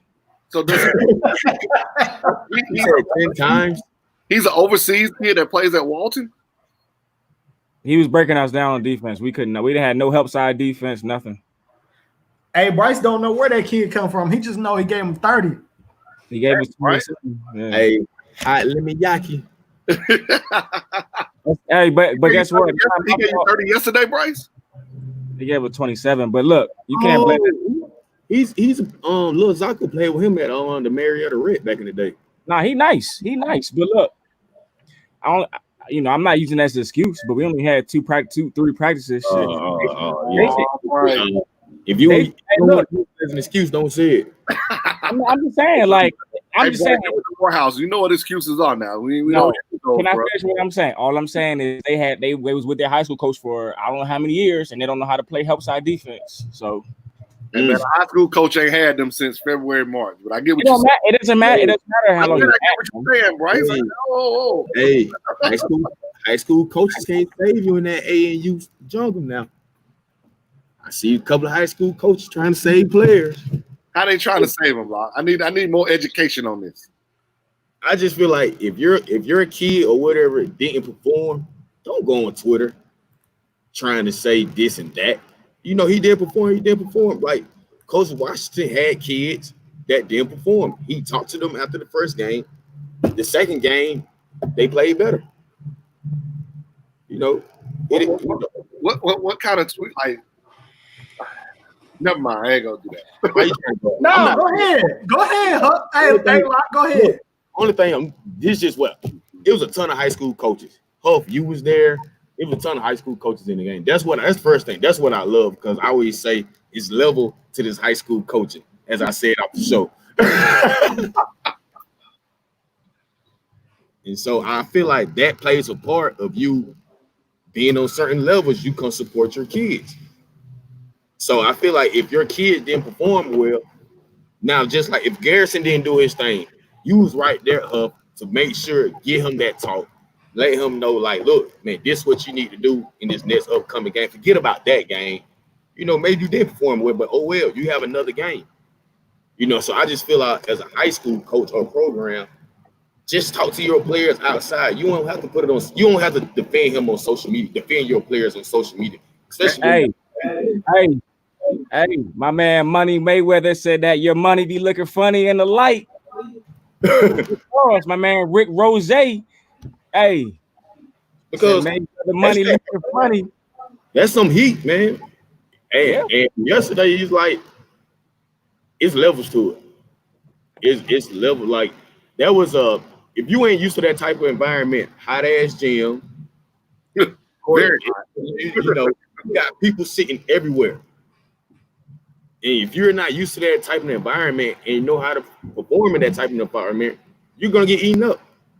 I think there were some kids who, like we talked about with Hulio, they were trying to accentuate their weaknesses, like something they had been trying to work on. Yep. Maybe they hadn't worked. I don't know, but it didn't look good for them in some aspects, you know. And then there were kids who performed well, who you're not gonna see the tweets about because they didn't score 17, 20 points. Listen, everybody's got to understand that now. When it comes to obtaining offers and getting offers, we all know there's levels to it. And my concern was there's a difference between watching film and seeing somebody in person. And I'm not discrediting, taking away from anybody's game, but I feel like you have to prove yourself. And you have to prove yourself not only in high school, but you also have to prove yourself in the spring and the summer too. So every day you walk into a gym, you got to prove yourself. I don't care if it's a practice or workout, a AAU game, a high school game. You got to prove. If that's not your mindset, then you're gonna get passed by somebody gonna eat you up on the court. And that's not just for players. That's for a coach. If you haven't spent this time working on your game as a coach to get better, then you falling behind the dudes that have been working on that game. We've had certain coaches come on, like CY. We've had coaches from Clemson come on. We've had other coaches, and they've told us or stated numerous times that at their level, they're looking for pros. If you a high major, that's like every level. Everybody's looking like a low major is looking for a mid major. A mid major is looking for a high major, and a high major is looking for pros. A D2 is looking for a D1 player. I'm looking for a player. Let's be real about this now. So my whole point is, in order to be a pro, like you gotta do, like Alex said, you gotta do it, and like you said, Huff, you gotta do it every day. But it's different types of basketball. High school is different from AAU. Like you gotta understand that. They was fouling the shit out of us yesterday. They was beating us up. Like I had a conversation. I had a conversation with my player, Garrison. What you're gonna do at AAU is gonna be different than what I need you to do at the high school level. Like you gotta be the dude on my team at the high school level to go get buckets. Almost, we're gonna run stuff to get them buckets. At the AAU level, he was running point. Yeah, that's what he's doing. So, but that's gonna help me when he comes back to the high school level. And we've had that conversation. Don't bring around them AAU slums. Hey, is there anything to be said for that being the first weekend out for a lot of those kids? I think that played a role. Played a role. But like I told I talked to a lot of kids yesterday. If they feel like, I said, man, it's always another day. It's always another tournament. Don't hang your head on this weekend. But just know what you need to work on, because a lot of kids who we seen play like throughout high school, that was their first. There was some high level competition in that gym we was at. It was like 10, 15 level players. Yeah, it's the highest level. When you had that game, elite Atlanta Celtics game, like you talk about Division I players on the floor, and I don't care what level you're talking about, high major, low D1, like there were players on the floor that could help teams all across this nation. Yeah. And you can also talk about Aim High versus Team Dickerson, the first game of the great game. Everywhere on that floor. It's just a matter of how you're going to impact the game when you're in the game, and does that fit whatever school you're trying to go to? Like every offer that somebody's offering you is not a fit for you. And parents and players got to understand that. Hey, shout out to Aim High Team Dickerson. They popped it off early. Great early start to the action, to be honest with you. Shout out to Chance Moore, man. Chance Moore, you played well. RJ Noah played well. Usain Holt looked real good. Logan, my guy Logan out of San Antonio played really well. Deshaun Holt's defense is what really impressed me this weekend. So is he transitioning to the two? Because he used to be like a 4. But again, that's for his AAU team. Yeah. You got there his high school team. He's gonna have Jordan Brown, Steph Hubbard. But he played the 2 at the next level. That's gonna be scary. Jordan Brown might not be. Oh boy! Wow! Rock is dropping gems. We know where he's going. I could be wrong. I don't know where he's going. Y'all better No, I know where he's going. I'm just joking. No, he's not. I know where he's going. No, he's not. Here, let's just flash this graphic and act like we didn't say that. Go ahead. Hey, I know we probably already got 80 coaches locked in. This coming Tuesday for the MCA of Georgia, we're gonna have a shot clock conversation featuring Tom Crean, head coach of University of Georgia, DeMatha from the DMV, Bryce, the head coach Mike Jones from DeMatha, and Sean Good, who's an official who's worked at high school level and the college level. And this conversation is trying to help all of us as we move towards the shot clock and what can we do, how is it going to impact us, We're hopeful Coach Jones and Coach Green can maybe bring us some quick hitters, some things we can do in practice, and just talk about how it can help the game of Georgia becoming the ninth school or the ninth state, 10th period to add the shot clock. And then obviously Coach Good can kind of help us as the GHSA moves to what our regulations will be with the shot clock. When does it get reset? How should it be reset? All those kind of things. So we hope you join us. You can go on Twitter to get the information to register. But again, spots that are now become very limited. There are a lot of South Georgia schools that have locked in with us for this one, Lock. So that's good. They're listening. They're listening. So appreciate that, my friend. We're gonna do better, hopefully. No, we are. We got the best high school basketball in the country. So we're gonna get. I don't know that everybody realizes that yet, but we're gonna get adjusted and we're gonna lock in and we're gonna claim that and own it and operate in it. Georgia basketball is the best grassroots and high school basketball in the country. Hey, I say Georgia and the DMV. We right there, but I'm not gonna get into that today. Hey, I'm with you. The level of AAU we had yesterday, it was different. That was different. Yeah, and that's what I was telling our kids that, I mean, even on after my game, like I had some coaches come up to me and say, "Man, you got 3 Division I kids on your team," like, which is crazy because there's so many teams. So, but I'm telling them, like, you got to be able to compete here to play the next level to see what you're made of. No doubt. As we talk about how great our basketball is, we got a champion on the show with us today. We got Coach Shep in the building. Willow Wildcats are 7A champions. What's good? What's good, fellas? Have you come down from the championship high yet? You still flying? Oh yeah, no, I'm still talking real heavy. I'm excited. So yeah, I appreciate it though. Thank you. No doubt. Y'all championship run, Coach. Y'all had a heck of a run. I feel like we all on this show consistently kind of said that one of the better teams, basketball teams that we saw all year long. Talk to us about the journey from the very first practice through the ends of the season, some of the ups and downs that you guys experienced. What was that run like for you guys? Oh, it was long, to be honest with you. Starting off the beginning of the season, we weren't really quite sure how good we could be. You know, we had Isaiah Collier, who, came in with a lot of hype as a freshman. And we just, we knew that there would be a lot of ups and downs. However, we felt like we had one of the best players in the state on our team, and Sam Hines, who, throughout the course of the season showed that, he was one of the better players in the state. So, and we knew that we could hang our hat on defense as well.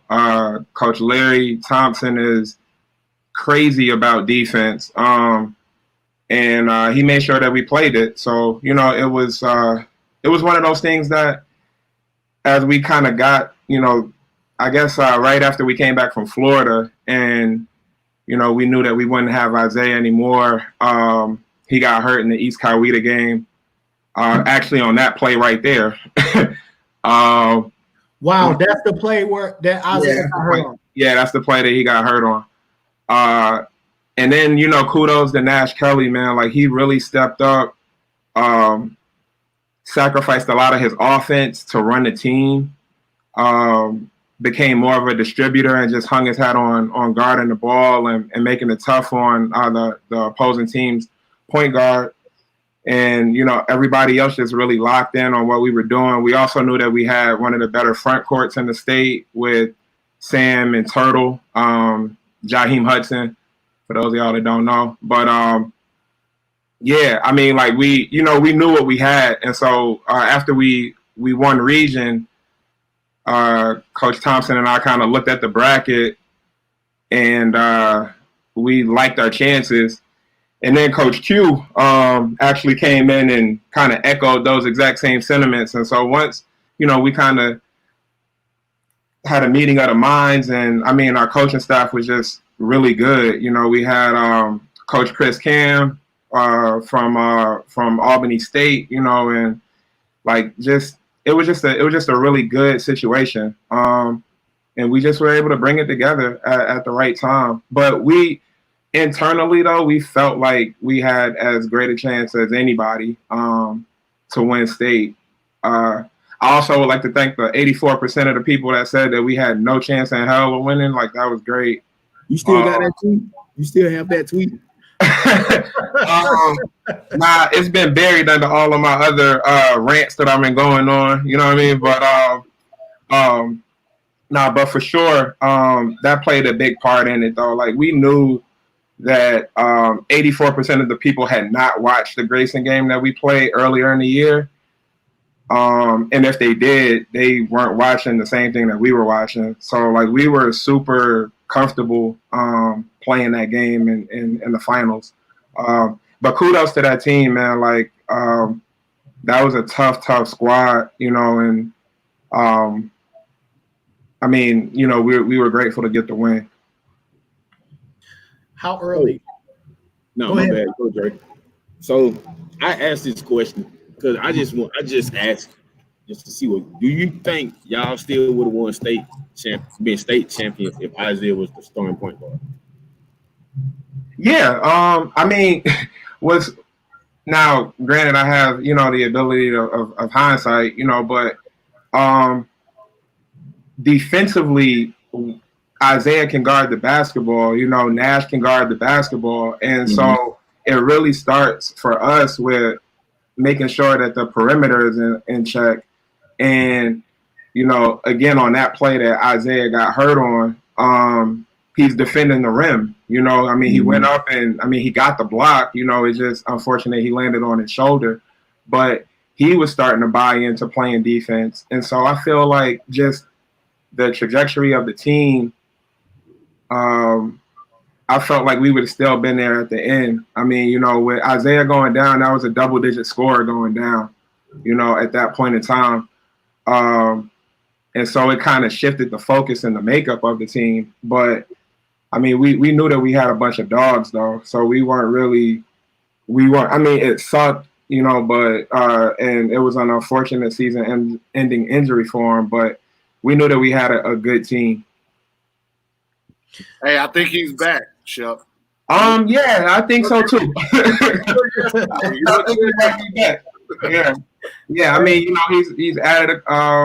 He's a little bit taller now. He's put on some weight. So, yeah, I think, and they played up this past weekend. The 15 and under team playing 16s, and they did pretty well. That's good. That's good to hear. Coach, I want to ask this. I've often said, and I could be wrong here. I've often said that Isaiah Collier reminds me, oh man, you are more and the way he plays a little bit of John Wall. Like, he makes some passes that I feel like for a high school kid, like, blow me away. I would love to hear what you guys think about Isaiah Collier, the passer. Yeah, actually, that's quite honestly, people talk about his scoring, but I mean, we were more so excited about his passing. Like, he throws people open. A lot of the turnovers that he had were actually good passes. It just, people weren't expecting the basketball, or you think there's no way in the hell he's going to throw this pass. And, his vision is just already next level. So, yeah, I mean, we're excited about that. Our job is to make sure that guys around him are able to catch and score. And he's definitely looking forward. He's definitely trying to pass the basketball. He scores when he has to, but he's not one of those guys that's, thinking I'm trying to go out and get 30. He's trying to go out and get 15 assists. So that's why, I mean, it's a blessing to have a kid that's elite like that, but is more team first. I feel like that Denver came to Atlanta. They stole one. Stole one. Sam Hines. Oh, right. Stole one. Yeah. Playing the Sun Belt, where I used to coach, like there's no doubt about it. Yeah, he I mean, quite honestly, if I'm speaking frank, I think he got vastly overlooked this year. He all of the cool mixtapes and stuff like that were done, for a lot of other top players, they kind of overlooked him. But I mean, he's just a model of consistency, man. Like, he goes out, he's gonna work hard, physical specimen, super athlete, and a great kid. He's not one of those, he's no ego. He just wants to go out, hoop, and then win. And he definitely put on a show for in that championship game as well. He went 11 from 12? Yeah, he missed one shot, and he would have missed only one free throw, but we had him purposely miss at the end of the game. Otherwise he would have only missed one free throw for that game as well. But I mean, he's a dog. I wouldn't be surprised to see him playing on television in a few years here. Getting a check for what it is that he does. I said the same thing. He just moves a lot different. Sam Hines, the kid with the purple shoes, is what I was calling him all year. Coach, which kid is the vocal leader? Like, who's the heart and soul of that team? Honestly, we kind of were leaders by committee. You would follow Sam's work ethic. Like, Sam, didn't take any practices off. He was going to work hard. Nash Kelly is our New York City kid. He's going to tell you what he think about you, and then he's going to go out and, he's going to do what he needs to do. Prince Davies, he would guard 1 through 4. Max Harris, he didn't really talk a lot, but, he would go out, give maximum effort. And really filled any role that we needed him to fill. And quite honestly, our goon is Jaheim Hudson. He's a dog. And so we kind of, we didn't have that one person kind of lead the charge type situation. We were by committee, and I think that was very indicative of the way that we played. Hey, Coach. So I've been fortunate enough to be in a room with Coach Thompson a couple of times. And one of the things that I heard while being in that room is that there's a drill where he puts 3 minutes on the clock, and you have to get enough stops to work your way down to 0.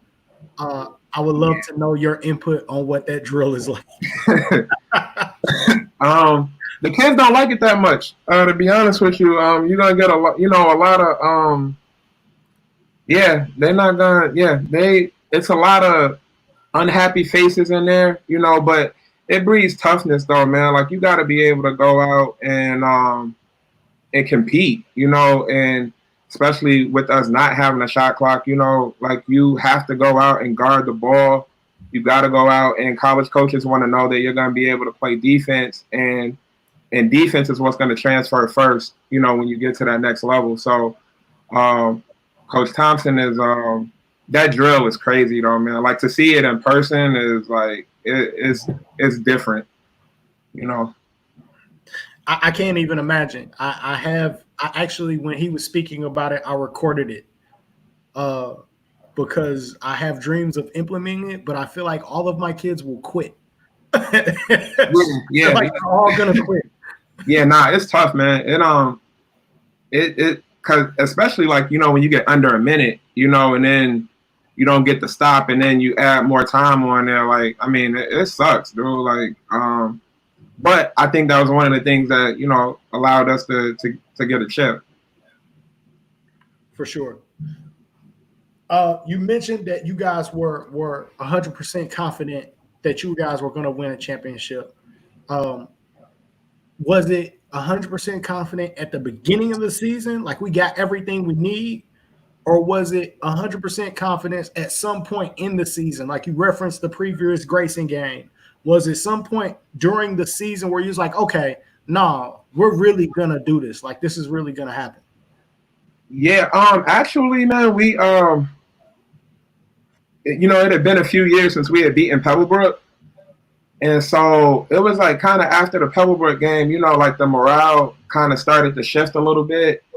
And being completely honest, at the beginning of the season, we was kind of scratching our head on like what to do. It seemed like we had some pieces that didn't quite fit. We were dealing with some eligibility stuff, and so like it was, it definitely wasn't a foregone conclusion that like, yeah, we're going to win a state championship this year.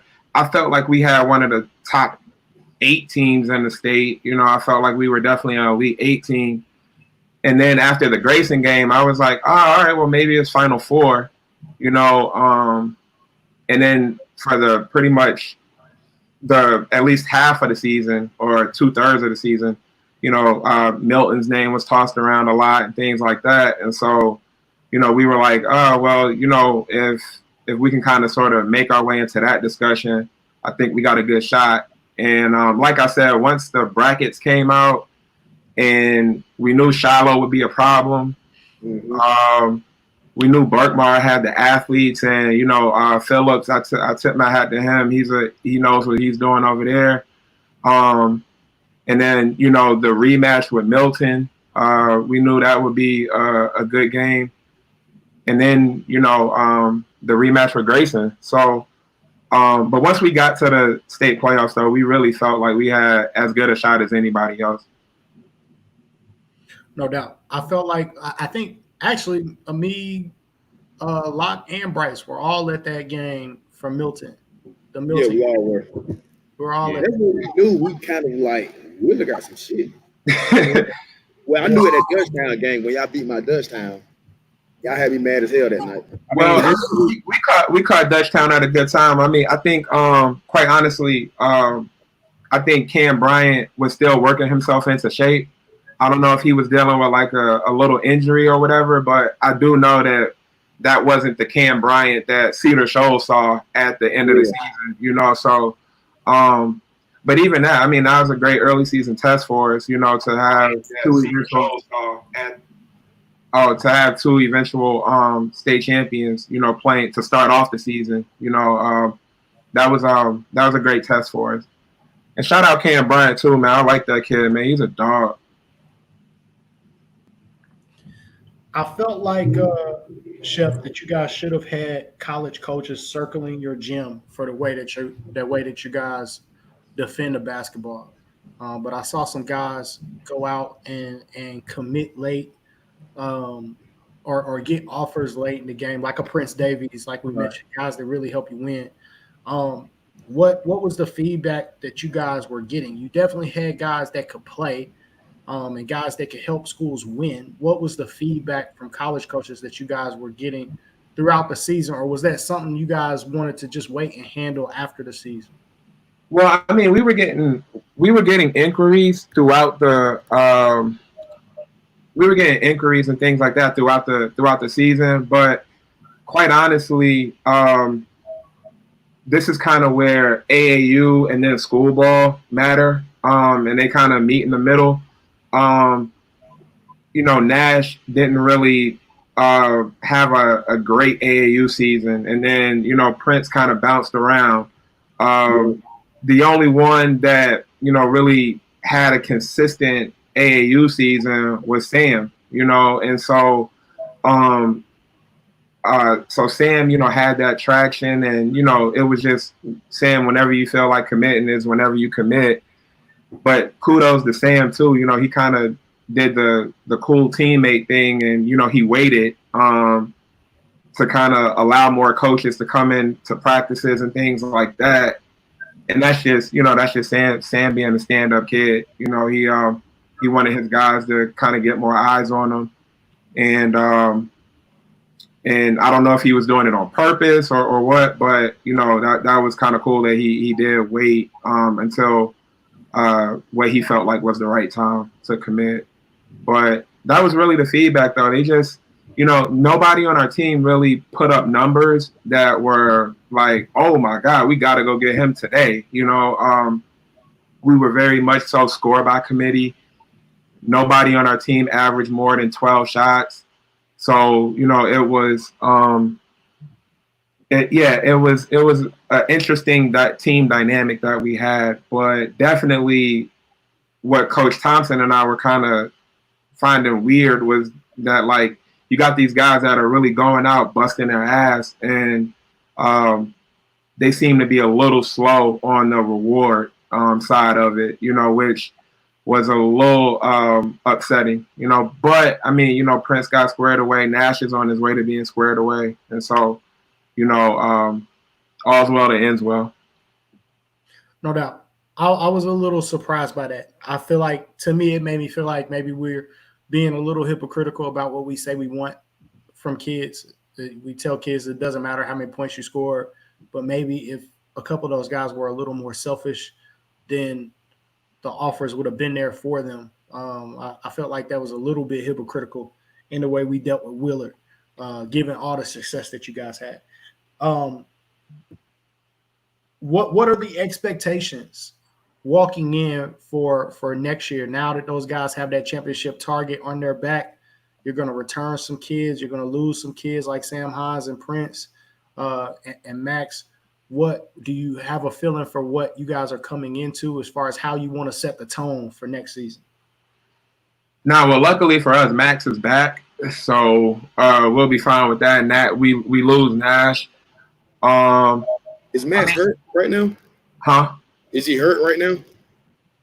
Nah, Nash was just working out a couple days ago. Max. Max. Yeah, Max. Max had he was in the middle of a workout and had some heat exhaustion. So we sat him out. Well, not we. His parents and Max kind of took this weekend off just to make sure that he was 100%. Okay. But what a lot of people don't know about Max Harris is throughout the whole season, like, he played with a bad back, so much so to the point that, there was all these different treatments and things of that nature. And, he really toughed it out for us and played that Grayson game hurt as well. So, when you start talking about toughness and things of that nature, like, he really sacrificed a lot from a physical standpoint in order to play. But as far as our expectations for next year, I mean, we will it, bro. Like, you either get a championship or you had a bad season. Like, I mean, that's just kind of the expectation level that's built in. So it's like, if we don't win next year, like, hopefully our seniors are taken care of from a scholarship standpoint. But, I mean, I'm trying to win. I'm trying to win every year. So, like, we either get a chip or we didn't. Like, that's kind of the expectation level. It's 6A. Yeah, 6A gonna be, it's gonna be a lot like what everybody thought, looked at 7A as this year. With a lot of the movement that's happening with schools and things of that nature. But I mean, that's why we compete. We come out and we're gonna strap up and like, handle our business. But the expectation level at Wheeler is to win. Like, we're not coming in like, oh, woe is me or whatever. We losing some guys. Like, the plan is to win. No doubt.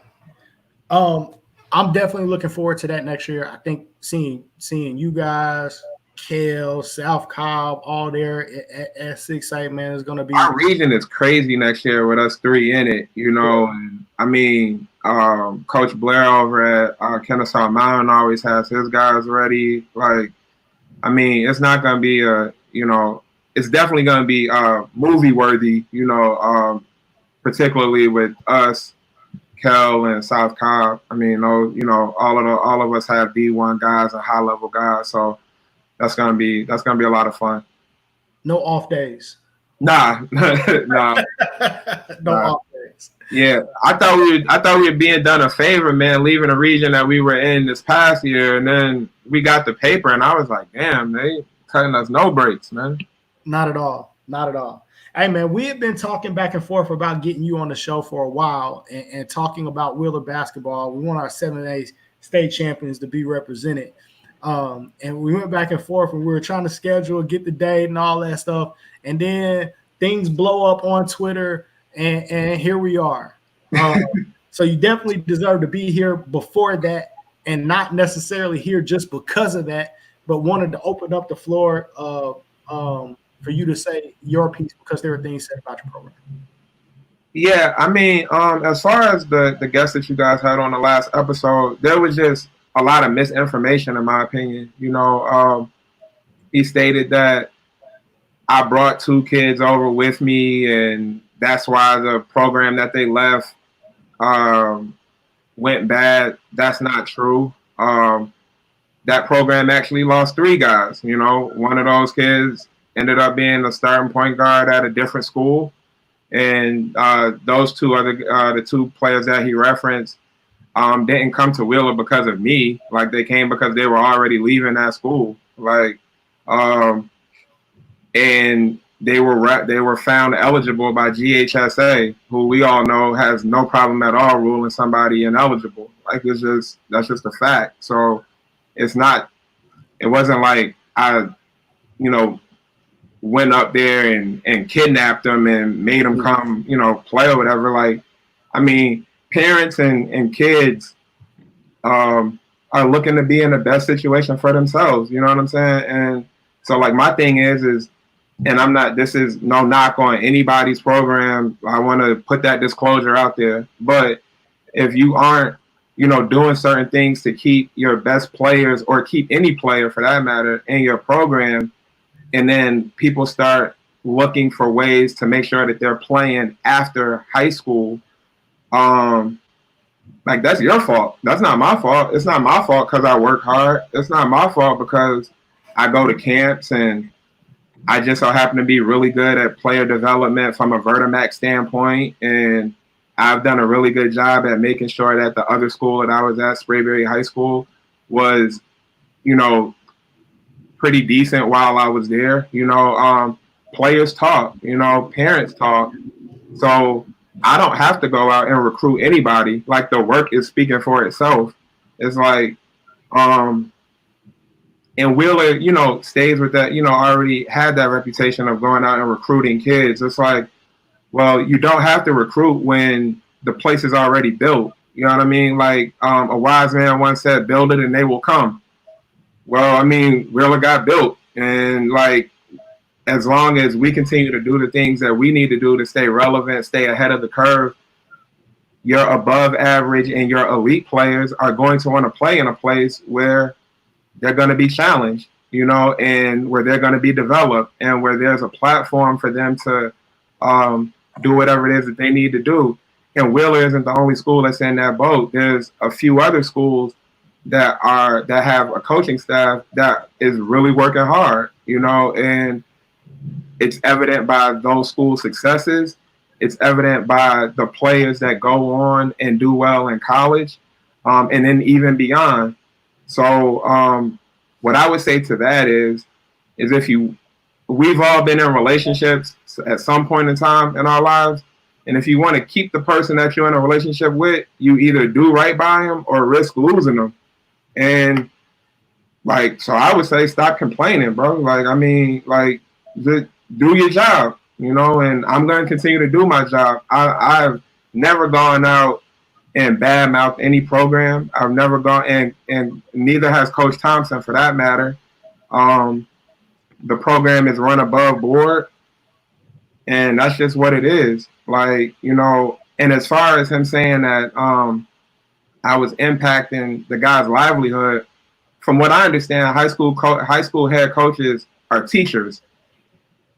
The only way that you can be fired isn't performance based off of your win and losses. It's like, if you're an amazing teacher, and let's say you're an amazing math teacher, or you're an amazing English teacher, or something like that to that effect, you're not going to end up being fired over the fact that you can't field a good basketball team. You probably are like a PE teacher or something like that, or an elective, and it's easy to replace you. So, I mean, to that, I would say make sure that your job function is one that's not disposable. That would probably help you stay in the building. I know a couple coaches right now that they lose players every year, over and over and over and over and over again, but they're an amazing teacher, and so they don't lose their job. They keep their job and have all the basketball community trying to figure out how this person stays employed, and it's because they have a skill set in the classroom that allows them to coach and still earn a stipend. And that's how they go about handling their business. But as far as, like I said, going out and recruiting and things of that nature, like, bro, there's no secret sauce to what I'm doing. I'm out, I go to gyms, I work hard, player development, and then it's word of mouth. You know what I'm saying? And to his point, if a really good kid wants to come, who am I to tell him no? Like, you know what I mean? And I think that it's important that we also understand that when that type of information is put out, you're impacting children. You're impacting, because when they rule them ineligible, and now that child doesn't have an opportunity to play the game that they, number one, love, but number two, could possibly put them in a position that otherwise they wouldn't have access to. We out here, hurting children. And to me, I think it's super lame, and I think that's just it's corny to do that, and unnecessary, And also too, just the last thing, just to kind of put a pin in that, for me, I want to keep everything basketball. Like, he got on here, little dude, this and all of that, and like that's not how we rocking at all. I'm not gonna say too much on that, but we not rocking like that though, like at all. You know what I'm saying? We can keep everything basketball. We were originally talking about the shot clock, and my original statement on the shot clock was, and if any of y'all know me, well, y'all know me on here, but to know me is to know that, like, I speak my mind most of the time and sarcastically. But what I said was, once the shot clock rule got passed, was if you're a coach and you're upset about the shot clock rule being passed, you have a couple options. You can retire, you can adjust, or you can just admit that the game has passed you by and it's okay. Either one. But not from an age standpoint. You know what I'm saying? Not from an age standpoint, from a mentality standpoint. Like, the game is progressing, you either progress with it or you stop. And that's all I was saying. I stand by that statement. Every one of us is gonna have to adjust over the next 3 years. And I'm looking forward to that challenge. I don't think that you build character by telling kids, hey man, we aren't good enough, and I'm not a good enough coach. So you know what we're gonna do? We're gonna run a motion offense to take 3 minutes off the clock, never look to score. Like, the game of basketball is taught to score. You're taught to, the point is to get buckets. Like, if you wanna not score, like, go play golf. Like, lowest score wins in golf. You know what I mean? Like, go fishing. Like, do things like that. Like, there's other things that you can do. But don't tell me that paying customers who are coming to be entertained should watch people hold the basketball. Like, I just don't think that that's cool. I don't think that that's the right way to play basketball. I think elite players and above average players and anyone that's competitive wants to be coached hard. They want to be in a situation to where they feel like their coaches believe in them. And that's what we provide at Wheeler. I will never, ever, ever tell a kid, hey, man, the only way that we're going to win is if we hold the ball. I would rather get beat by 40 and let the game, yo, we got here and we got our head kicked in. But at least we got in here, we fought, and the better team won that day. And I stand by that. And that's just what it is. But and no disrespect to him or any other coach that coaches that way. That's just not my cup of tea. That's not any kid that I would want to coach, and I would never ever go online or go in front of my team and tell them that that's what we're gonna do, because I would rather lose. Real talk. So yeah, so I mean that's my take on the shot clock, you know, and like I'm excited for it. I think that you're gonna see a better brand of basketball. I think that you're gonna see a lot more zone, and people will try to, you know, slow down the game and eat away at the shot clock, and, you know, have their guys only play half court defense for a certain amount of seconds. But again, that's where doing your work comes in at, you know, and that's where making sure that the players that you have are efficient. They know what you're doing. They know what to look for, and, you know, I mean, made a better team win. You know, and the great thing about high school basketball is you only got to be good that night. It's not like it's a series. You know what I'm saying? Like I saw a lot of people when we beat Grayson. A lot of people said, "Oh well, if they play them 3 times, Grayson easily wins that series." And I'm thinking to myself, "Well, that's the dumbest thing I ever heard, because we're 1-1." Like, and even in that, like, we were up double digits in both of those games. So, like, even that doesn't make sense to me. But in high school, all you got to do is be good that night. And any given night, anybody can win, you know. And I think to employ certain tactics that are, you know, and find loopholes that take away the competitive spirit of basketball, I just think is crazy. And I'm not teaching anybody that. So I stand by that, you know, and again, no disrespect to anybody that in this upcoming season, if you feel like that's going to give your team the best way to win a game, cool, that's on you. But just know, if you at Wheeler, we not rocking like that. We going to go down swinging. We going to fight, and if we lose that night, we just lose. Mark, if you want to chip in. We're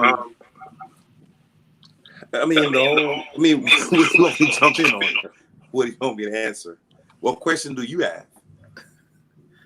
I don't have a question. I just tossed out the topic to allow you guys to weigh in. I don't have a question. I said exactly what I needed to say. Okay. Well, I can respond to the whole situation with the coach.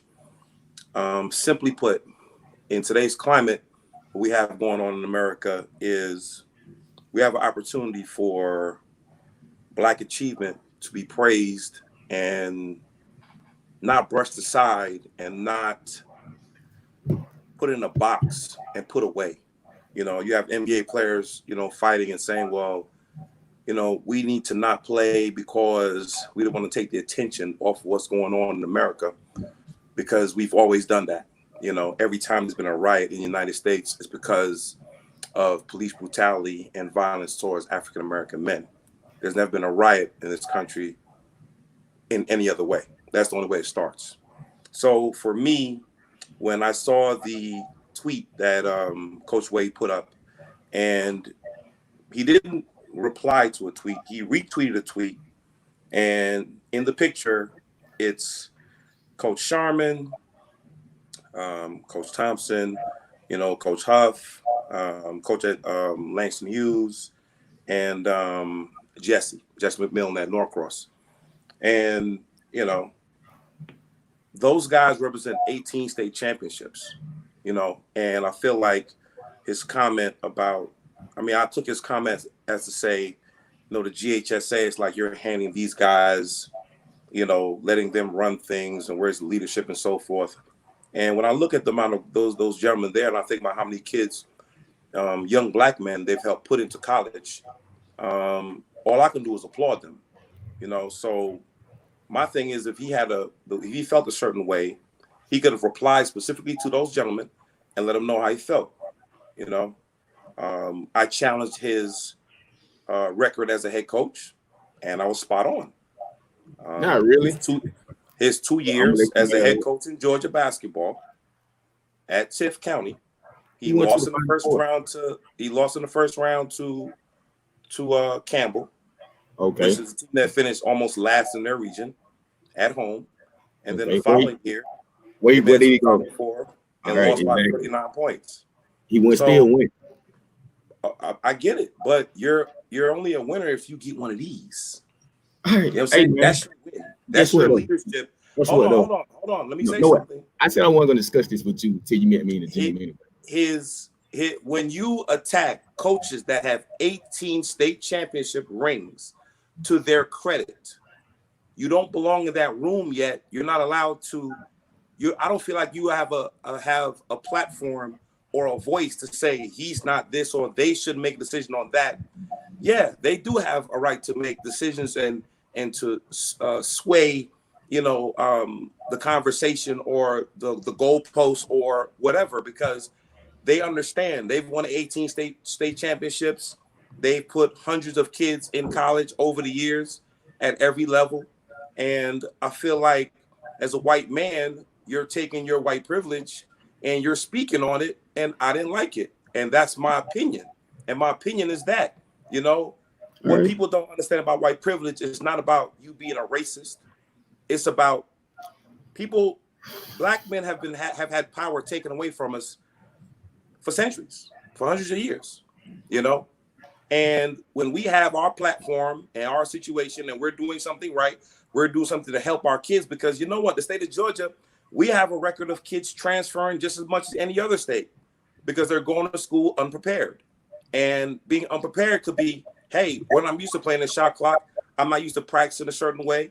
I'm not used to being, okay, the coach that recruited me, he's now screaming at me, cussing me out because I'm not doing what he asked me to do or whatever. So things change. So our job as mentors, coaches, developers, and parents is to develop the mindset and the skill set of our kids so they can make it at the next levels in life and on the court. So when you have somebody critiquing gentlemen who've been doing that, tirelessly over the years, and he's not in this area, he's not doing what they're doing, I have a problem with that. And I spoke on it, and that's it. My issue was he came on your platform and, he's cracking jokes about, my brother, Shep and myself or whatever. And it was funny. I didn't think it was funny because guess what? If I would have came on the platform and did that exact same thing, Locke, you might not have been cool with it because I didn't know that's your friend. I didn't know that's your boy. I didn't know that's whatever. So if I'm not happy with it, the way he's talking about Shep, I'm going to voice my opinion. And my opinion is my own. No one has to follow me. Exactly. And to the simple point, when I was speaking to him, one of the things was, oh, you're an internet bully. And Locke, you repeated that to me, but that's our conversation. You do and let me say this. Yeah, when people say internet bully, you know what if I was 5'5" and 144 pounds, and I tweeted the same exact things, no one will call me a bully. But because I'm a large black man, the thought process, okay, here's the thing, Locke, I'm 50 years old. All right. So I'm gonna say something to you. I grew up in New York City, right? I lived in LA for almost 5 years, right? I've been in Atlanta for over 25 years. So I've seen racism, I've seen systematic racism, I've seen backhanded comments, I've seen that my entire life, a long life. So when I'm saying what I'm saying, I'm speaking from my own experience and experience of my peers and my elders. So when I say you're calling me a bully on the internet because of my size, not because of my commentary, you've never heard of Mark Edwards having a fight, a physical fight, altercation with any human being in the state of Georgia. You've never heard of me having to be separated from anyone publicly ever. You've never heard those things. But because of what I look like, the assumption is always there. And that's the same assumption that our young men are dealing with every day on the street. So I'm not going to allow a person not within my race to continue that stereotype. And that's me. I called you a Twitter bully too, and I'm black. So what you talking about? Okay, well, guess what? You said, yeah, you are on the telephone with me. And that was your opinion. He's saying this on social media. And guess what? I told you, like I told everybody else, I have fought my entire life for my reputation on the street, in the classroom, in the world of business, and on social media. So if you attack my name, I'm going to speak on it. I don't have to fight you, but I'm going to speak on it. You know what I'm saying? Tori, you ain't 5'5", you fight 5'6", so chill. So don't do Tori like that. So that's my thing. My thing is that in this world of social media, there are things that get passed on. And then I had a lady comment, will he just shut up? And it's like, wow, lady, did you read my tweets? Did you read why I responded to him? I didn't respond to him for any other reason other than to say, you know what, those men deserve some respect. And just because the vote didn't go your way, you should not publicly blast these men without giving them the opportunity to respond in repliance. You copied and pasted, or my fault, retweeted without reply and said what you said about them and put them in a picture, and that's wrong. I'm not going to sit back and let that happen to anyone. And Huff, I've known Huff for a long time. And Huff will tell you, when they was first talking about the kids going to St. Francis, I'm like, St. Francis, what is that? And then I saw Huff coach. I said, oh, okay, I get it. So I respect him. You know what I'm saying? So I'm not going to sit back and let anyone, white, black, green, purple, orange, brown, talk about any of the people that I'm cool with. Because if I'm cool with you, that means I respect you. If I don't respect you, I'm not cool with you. It's high and by. That's just what it is. You know what I'm saying? So I'm going to speak my truth. And that's it. I got you. But like I said on the phone, so if they didn't have came to the gym to speak that shit to me face to face, my brother. Here's the thing. For me, my wife is a nurse practitioner, and I'm already borderline, like on. I'm on the borderline right now in regards to, Mark, you're working out kids, kids at our house. I have the exchange program going on, and I'm super careful.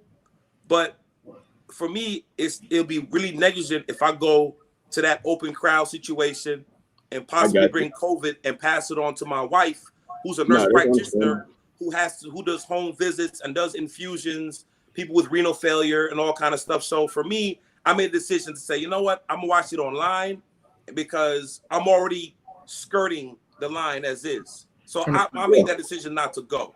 That doesn't mean I'm not going to see you and we're not going to talk. People think me and you hate each other or we at each other. I love you. I love all my brothers. I know we in the game. But I'm going to reserve the right to critique people and welcome a conversation. Yeah. Where you're able to give your feeling. I'm able to give my feeling. We don't have to agree. You know what I'm saying? We can agree to disagree and still it's all love. Because that's not what's done nowadays. What's done nowadays is I don't like you, you're canceled. As if everyone on this podcast and everyone in the world doesn't make mistakes. My views on that coach could be wrong, but guess what? He decided to put his feelings on a social media site that only allows 240 characters. So now he's going back and forth with Hillsman, of SUV TV. So now it's not just me feeling a certain way about his comments and what he's saying. I'm not into what they're talking about, but he's being argumentative. He's grabbing a platform, and that's on him. I get it. That's cool. But if you're talking about that young brother up there, Coach Shep, who I've known for 14 years, we worked together, training, coaching, mentoring. Our families are tight. I'm going to say something. I'm sorry. No, that's only you should. That's your guy. You should. And like I say, Wade is my guy, so I would say something too. Point blank period. White or black, like you said, Shelby's your guy. So can I just and I hear everything Mark is saying. Can I ask this one question though? So because they have a combined of how many ever rings you just said, I don't know. That means that a person with less experience can't question, and I'm not. This has nothing to do with him. A person with less experience can't question what's going on. Okay, I can answer that real easy. So, and there's a couple things I can point to. If we look back to even like the NBA, and it's kind of off the subject, but on the subject as well. You know, I remember Magic Johnson and those guys talking about when they were with the Dream Team, that Charles Barkley and Patrick Ewing and those guys couldn't come sit at the table with the guys who had rings, and you know they accepted it as grown men, as multimillionaire men, you know, iconic basketball players, Magic, Bird, and Michael Jordan. They sat together and they were able to talk, and they could crack certain jokes that other guys couldn't crack. You even see that on TNT right now, where Charles Barkley, who's a Hall of Famer, iconic player, doesn't get to speak as much or as loudly when they start bringing up rings and so forth. So that's one thing, but that's kind of like a joke or whatever. But the main thing I'm saying, within the 18 championships that those guys have, when you're critiquing those gentlemen have been pushing basketball forward in the state of Georgia like no other. I had a 3-hour conference call today. Okay, we keep saying the state of Georgia. Let's just be honest. It's Atlanta basketball.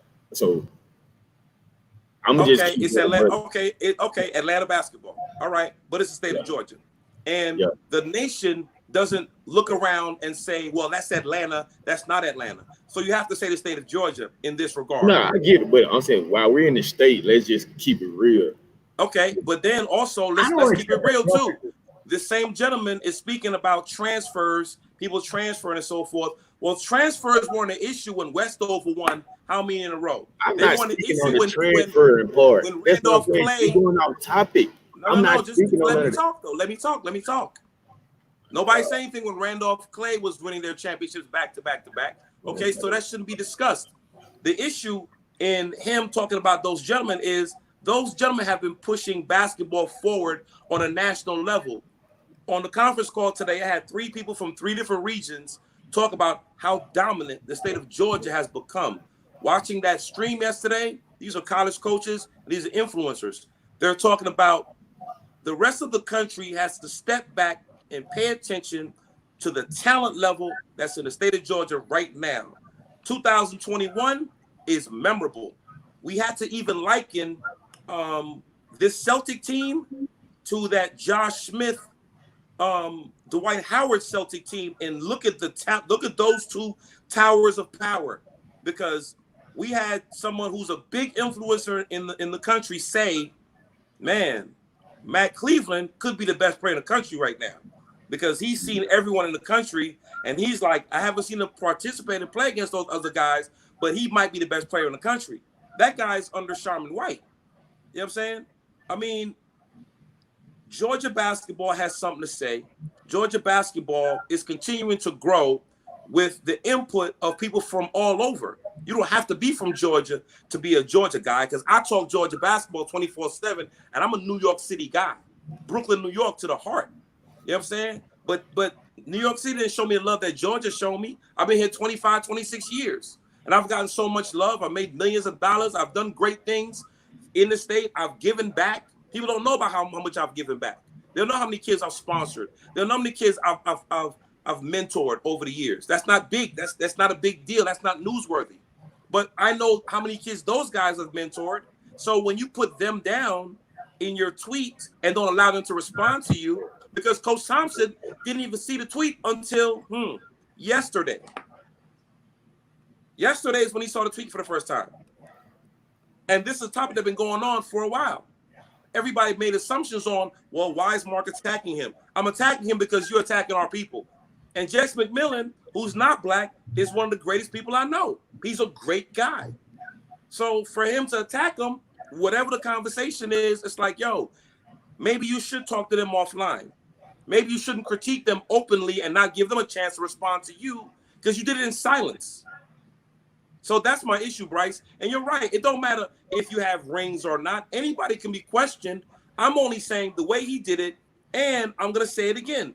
The climate in which we're in, with the climate that we're experiencing right now in America, it wasn't a good look.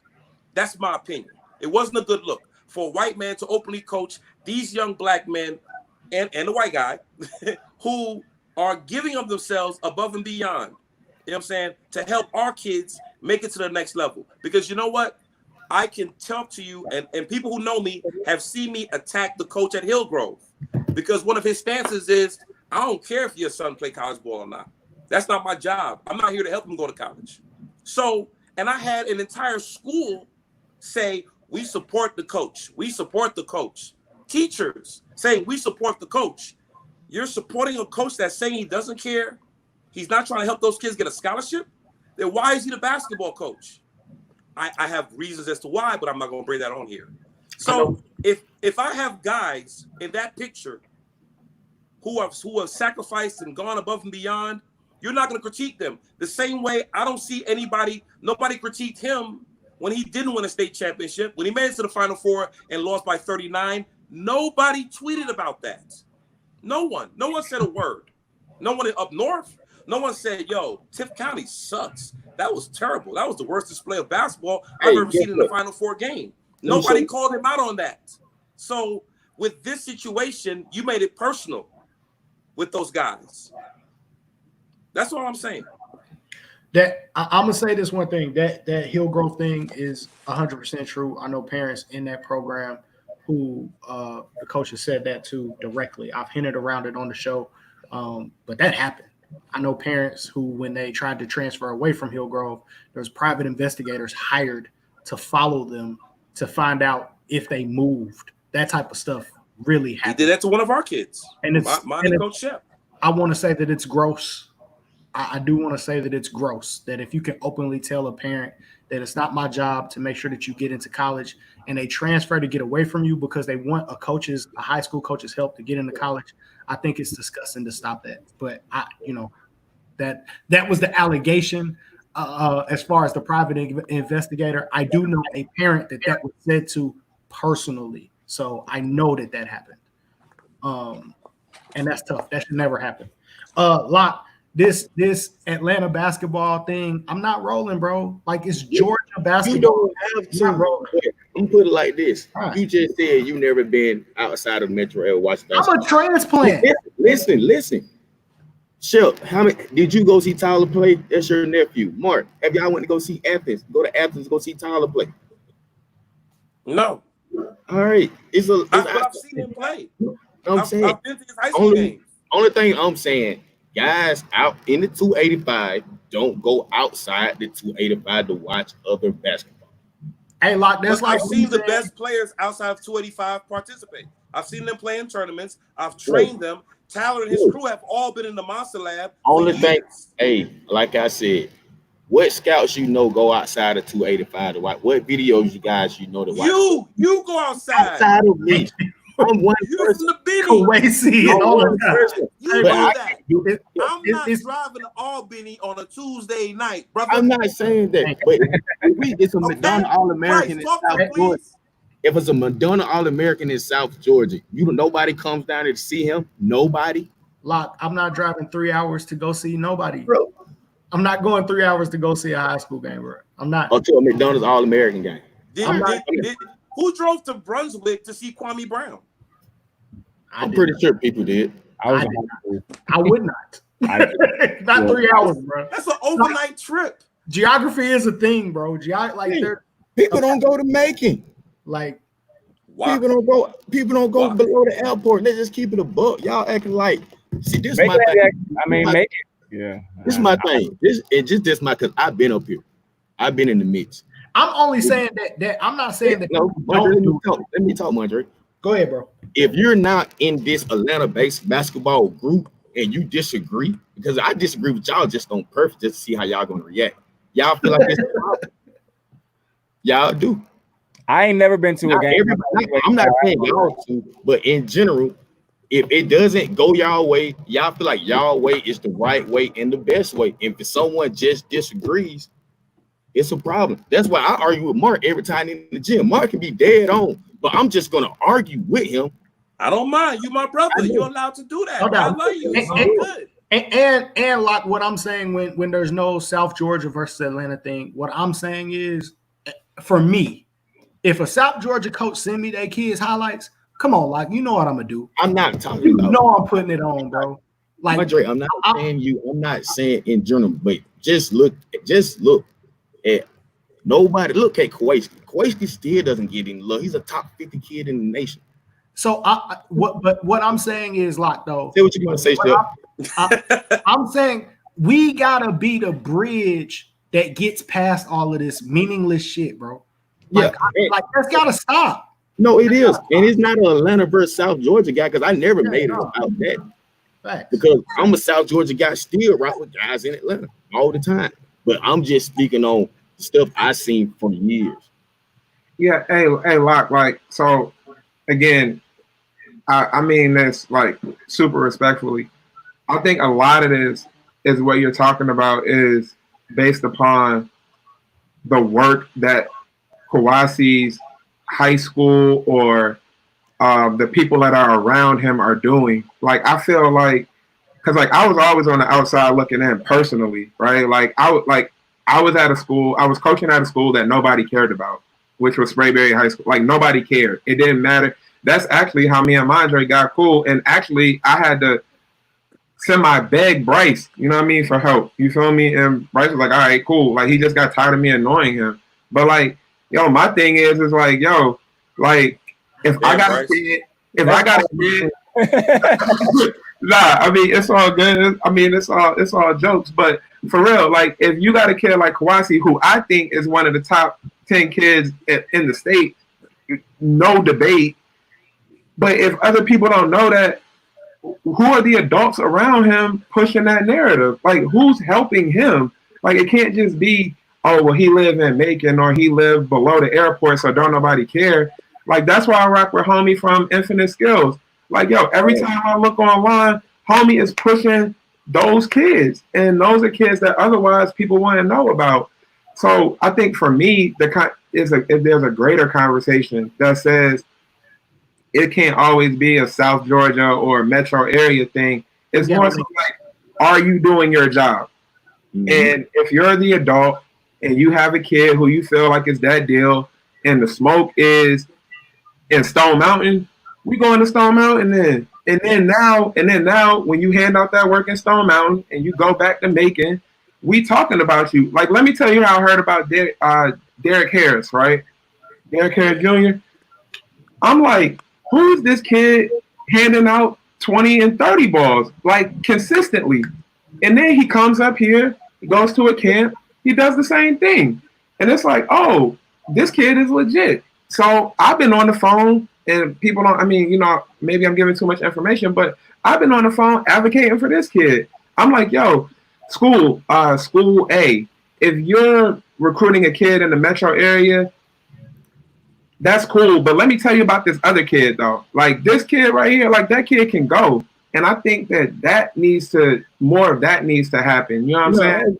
But like I said, ain't too many coaches not too many people are doing that. And I receive that and I respect that. But I'm saying that is a way to kind of, you know, add the hype to that situation. I mean, bro, like with us, and this is like small potatoes compared to what we talk about, but like, Sam Hines, co-player of the year in 7A, he gets a highlight film made of him for 2 minutes and 30 seconds, right? And it's like, and then you start looking at these other teams that got all of these different highlights and a blah, blah, blah, blah, blah, and these highlights 5, 6, 7 minutes long of teams that didn't win anything. They just got like cool players or whatever. And it's like, so, you know, I was talking to Larry, and then I told Larry, I was like, yo, I didn't do my job, bro. I didn't push that kid enough to be in the forefront of the conversation when it comes down to like media. Like, I just didn't do my job. And I called Sam and I apologized. Like, bro, I didn't do right by you with the season that you were having. That's my bad. I feel like more accountability has to be, you know, placed on the shoulders of those who are around those types of kids. No way Kawasi shouldn't be mentioned in top 10 by anyone. And if that's what's happening, that means that he's not being placed in the right situation, in my opinion. Not saying that he has to leave his area, because I think it's important to perform for your area. But that's all I'm saying, though. But homie from Infinite Skills, though, he's legit with what he's doing, though. And I want to end on that, man. It's got to be all of us. It's got to be unity. I agree with SAS boys basketball. Like, we have to bridge the gap, bro. Like there's athletes in South Georgia. We got to bridge the gap. Whatever the need is. I called out some of the needs earlier that could be a need, but whatever the need is, if we got it in Atlanta, we got to bridge the gap and give it to South Georgia. And that's the whole thing that I was just trying to say, is that the information is open, it's available. Man, let's link up, let's connect, because at the end of the day, all of these teams, or a lot of these teams, go out of town. If you're in South Georgia, you might go, instead of coming to Atlanta, it might be easier for you to go to Florida and play a game, but you carry that Georgia banner wherever you go. You know what I'm saying? When Burkmar went up to daggone Louisville and played in King of the Bluegrass, as soon as Trinity beat them, my phone was blowing up, because you carry the Georgia banner wherever you go. Every time you go out of town, you carry Georgia basketball, man, and that banner is getting bigger and bigger. And I feel like we want everybody to go get it, bro. Everybody to get it.